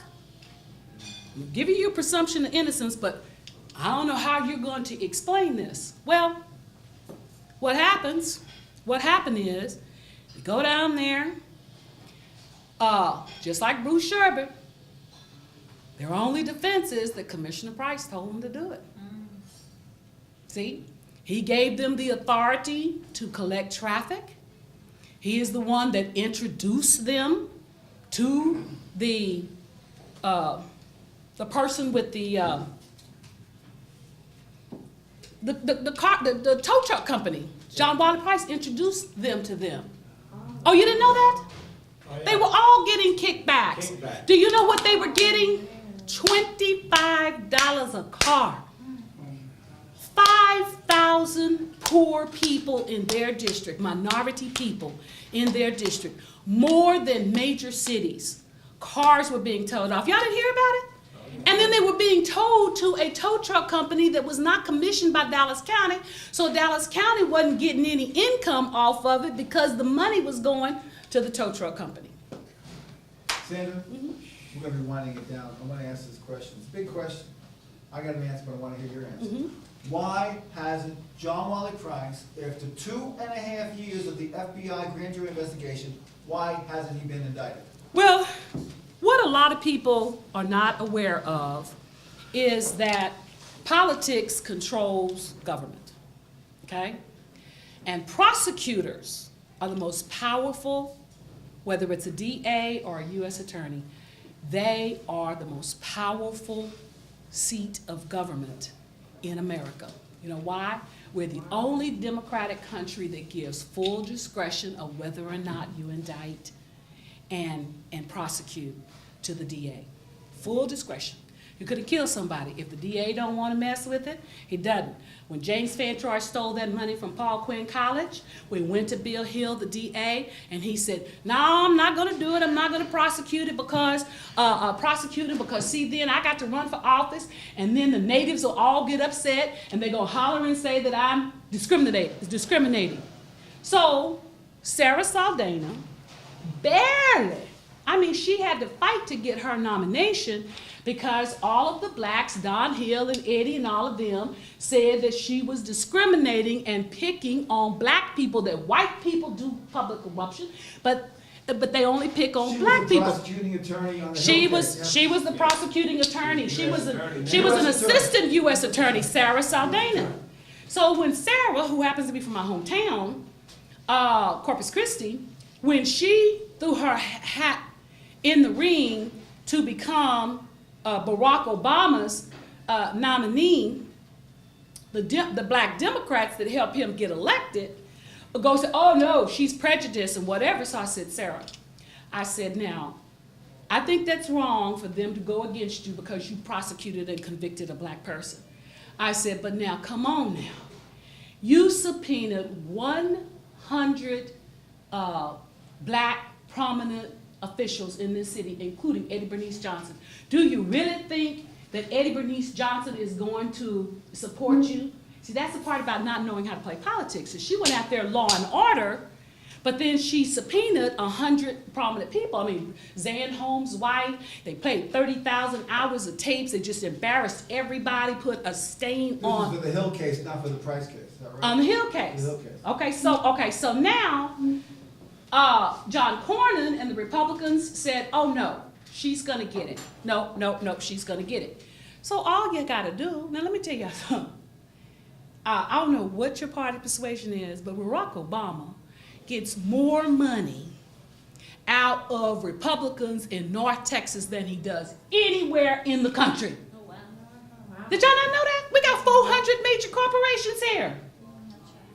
400 major corporation executives that live in North Texas. Very wealthy. Very wealthy here. Very wealthy. He gets more money here. People with money give to the Democrats and they give to the Republicans. Green is nonpartisan. Okay? Money is nonpartisan. So then all you got to do, now Eddie up there trying to beat on him about Democrats, Barack Obama say, I ain't fixing to turn this money down that they over here telling me, you gonna put that girl in there, okay? You gonna put that girl in there, okay? John Cornyn said that. He gets a big campaign contribution, and he knows that black folks, what are they gonna do? Straight Democrat, straight Democrat. Do you know that Barack Obama didn't even have a proportionate number of blacks in his cabinet? Did you know that Barack Obama, the war on poverty, he inherited that from Lyndon Baines Johnson's 50 years ago. He signed that bill 50 years ago. Are blacks any better off under a black president? They've been betrayed pretty much by Obama. That's what I'm trying to say. The majority believes they've been betrayed by Obama. That's right, the majority of blacks. So we've got a long way to go, but as she said, what can we do? Hold on, please. You didn't answer the question. What? Why? Oh, now hasn't we're it back to been John. indicted? Same thing. It's a big question. Politics. Okay, now, wait a minute now. Now, this is where I broke with Sarah Saldana. Okay. I told her she needed to make amends with Eddie Bernice Johnson. I gave her a book on the life of Frederick Douglass. I said, homegirl, I'm so proud of you getting your appointment. I said, I hope you read this book so you can kind of understand, how blacks think, okay? And why they don't trust the government, okay? So let me tell you really quickly what happened. Frederick Douglass was an abolitionist, and he was standing there talking to another sympathetic white person. A white person comes by and said, say, we got a freedom train going across Canada. You want to go? He said, no, thank you. So the white guy said, why you didn't take that? He said, he going to Canada for your freedom. He said, He said, he came to me, he didn't know who I was, said, come on, let's go to Canada. He said what they would do is that they would take the slaves over there to Canada and then write back to their slave owners and say, I want that reward, and take them back, and then the slaves would get beat almost to death for running or get their legs cut off or stuff like that. So that's the reason why black people are kind of distrusting of white people. In East Texas, in modern times, you know, when the commerce says that you have to report, you can't report a sale over $10,000. Okay. So in East Texas, they knew that black drug dealers like Cadillacs, right? So the Cadillac dealer would say, they come in there to buy a Cadillac. He said, yeah, I bet you had that $14,000 Cadillac if you give me 10 grand in cash. Yes, sir. Come in there and buy that Cadillac. They let them drive it for about a week or so. And the next thing they do, contact the government. You got $10,000 over here. So guess what? The government lets him keep the $10,000. They go repo the Cadillac, and he gets to sell it to somebody else for $14,000. So these are the kind of things that we are faced with in the criminal justice system. So we're very distrusting of the criminal justice system. So I was trying to explain to Sarah, because she was so disheartened, you know, about, you know, having this fight with the Democrats and, you know, having to read on a Republican, and she had been a Democrat all her life. So I broke ways with her because she announced that there would be no indictments before the election because she would not want to be accused of influencing the election. Did y'all not hear that announcement? Which That was the which last in president. and of itself influences the But election. which election? Right? Which but no. election? Just No, when he won, 2012, the one that he just won. I go ahead. Exactly. Sarah. Exactly. The only way that we can stop corruption is to quit voting for corrupt leaders. That's right. Why are you out here actually really violating his right? Because a grand jury is supposed to be done in secret now. Speedy trial, too. Well, no, but it's supposed to be done in secret. But they play their little games to scare everybody around you. See, that's how that works. They scare everybody around you so that people start talking so that they can have evidence on you, right? Because one of the things that, and I've had to go through this, so I know firsthand what I'm talking about. Prosecution of a government official. When you get caught with your hands in the cookie jar, and this is what I tell black people, it's not that white people aren't doing anything, and it's not that white people are not getting caught. It was the government. When the government comes to you, if you ever have an FBI agent come to you and ask you a question, trust me, he already know the answer. But when the government comes to you, she's just getting the glasses. We got a few more seconds. Okay? When they come to you, they say, if you plead guilty, we'll give you 3 years in time, or if it's somebody that's real prominent and very well connected, if you step down for office. So whenever you hear an elected official say, and it steps down in the middle of their term, I'm stepping down for personal reasons. Trust me, they got that call, okay? Now, why does the government do that after they know that you're crooked? It is because the government is run by politicians, right? And what they don't want to do is to expose to the public their crookedness. So if they prosecute John Wiley, then all the little dirty secrets about how he's been doing it, and it's got so many hands. And so what you do, what they tell you that we learned from slavery, if you're gonna do something crooked, make sure you do it with a powerful white person. So that if you get caught, he gonna get you out. He gonna buy off the judge. He's gonna get you a good lawyer because he don't wanna take you down. So the word is, John Wiley Price said, I ain't going down by myself. So everybody gets busy. So now the deal is that John Wiley Price will not seek re-election in 2016. He will not seek re-election. He's going to go down to his 30, that's going to be the 30. But he's training a guy to replace him now. Yes, but guess what? Vincent Hall. Now, I don't know about me, but see, that's what happened with me and Al Lipscomb. That's his assistant. Yeah, that's what happened with me and Al Lipscomb. That guy is so faith-based grounded.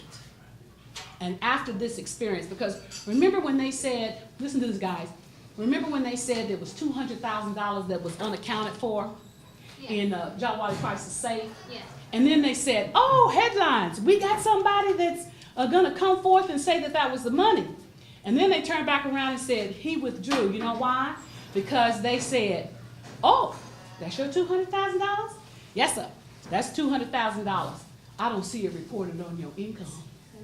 I don't see it. So now we're gonna convict you of income tax evasion. You sure you want to come and be friends? Oh, no, let me tell you something. Our government is very good, but they do not want the politicians, which is the Eric Johnson, Eric Holder is a political appointee. The U.S. Attorney's Office is a political appointee. And what they do is that they tell you, if you have violated the public's trust, step down. So that way you will not be a threat to the public's trust anymore. Now, if it's so bad and everybody knows it and somebody else wants to get you, if the big boys want to get you, they didn't do dirty hands with you, you know, you did this and the other dirty boy wants to get you caught, they'll tell you, take 5. Just plead guilty and take 5. As an incentive to take that, they said it's going to cost $1 million of taxpayers' money to prosecute you. Oh yeah, it does, bringing all those subpoenas, bringing all those deals and whatever. So to save taxpayers' money, they try to cut a deal with you. But they tell you, if you take us to trial and you get convicted, you're going to get an elevated. So when everybody's saying, oh, Don Hill, I mean, he didn't deserve 18 years. But he cost the taxpayers $1 million to prosecute that case. And he knew he was guilty. He didn't have a chance. He tried to race bait his way out of the deal. And so he didn't get anywhere with that, and I really feel sorry for him. I have decided, Rick Sheridan, that, you know, my neighborhood is the one that got all those black people, my neighborhood. Mr. Atkins today is doing the same thing, same very thing to the same precinct chairs, and we're going like, do these guys not get it? We're not taking it over here, okay? We're not gonna take it. And so guess what? I said to them, you know, I am tired of seeing little black children crying when their daddies are off to jail, okay? It impacts their children, their grandchildren, their co-workers. Education. You know, all of that. It's negative. So I'm asking y'all, what do we do? I'm tired of having these convictions and whatever. And y'all, the reason why my neighborhood had to go this route is because we live in what's called Singing Hills. We live down at the bottom. So Singing Hills is the highest elevated point in Dallas County. So when you do construction on that hill, when you put UNT Dallas on that hill and you put all that concrete there, where does the rain go when the rain goes and it hits that concrete? Straight down, okay? So let me show you how dirty they are. So we had this experience when they put Camp Wisdom Road in there, okay? So they have what you call a green tag. So my neighborhoods, we all, somebody just go over, let me finish this. I know, we love what Sandra, you're you saying. could go on until 11 o'clock. Okay, they're closed. You Oh, want but that's the perpetual reason. motion. But that's the reason why. Listen, The closest Yeah, thing to we it. gotta hear the punchline. Okay. The water. So what we did was, when they were doing a housing development next door to our house, when they were doing, oh, what are you gonna do with this? You might find me in the Trinity River. I might end up being in the Trinity River. We're gonna send it to John Wiley Price. Yes, you're gonna sell it to John Wiley Price. No, I think that people need to educate everybody. We do. Because let me tell you what happened. So we hired an attorney. Y'all gotta listen to this. We hired attorneys to do what they call a red tag, saying, no, this project is gonna cause us to flood. So we put the red tag on there. The developer said, in order for us to put the proper restraints on that property to keep it from flooding is gonna be cost prohibitive. So I'm walking away from the project. So Mr. Fantroy gets the city attorney to tell him that the red tag goes to the developer, not the property. So the day before the zoning permit to get it permitted, the property owner sells the property to his son-in-law, and then the red tag goes away because the red tag goes to the deal. I said, okay. The first rain, you know how you put the infrastructure in first, the sidewalks and everything first. The first rain that happened after they put those sidewalks in, 5 people almost lost their lives because all that water went downhill.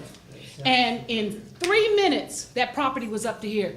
And do you know, Don Hill and Fantroy ran over there to those people, started talking about, here you can get a second chance insurance. So people don't really realize the negative impact.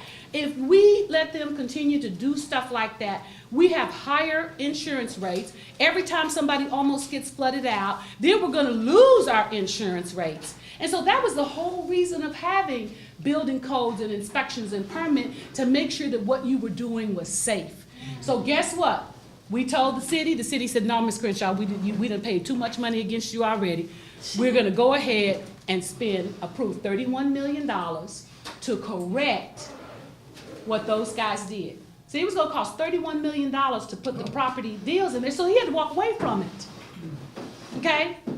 He had to walk away. Now, he could do $31 million if it was in Highland Park or Frisco, whatever, and he was gonna be selling $2.5 million, but he couldn't get but $100,000 for a house. So he walked away, they flipped it to the deal, gave him the approval, let him put the infrastructure, and by the way, we also paid $1 million for the infrastructure. We bought the sidewalks. Wow.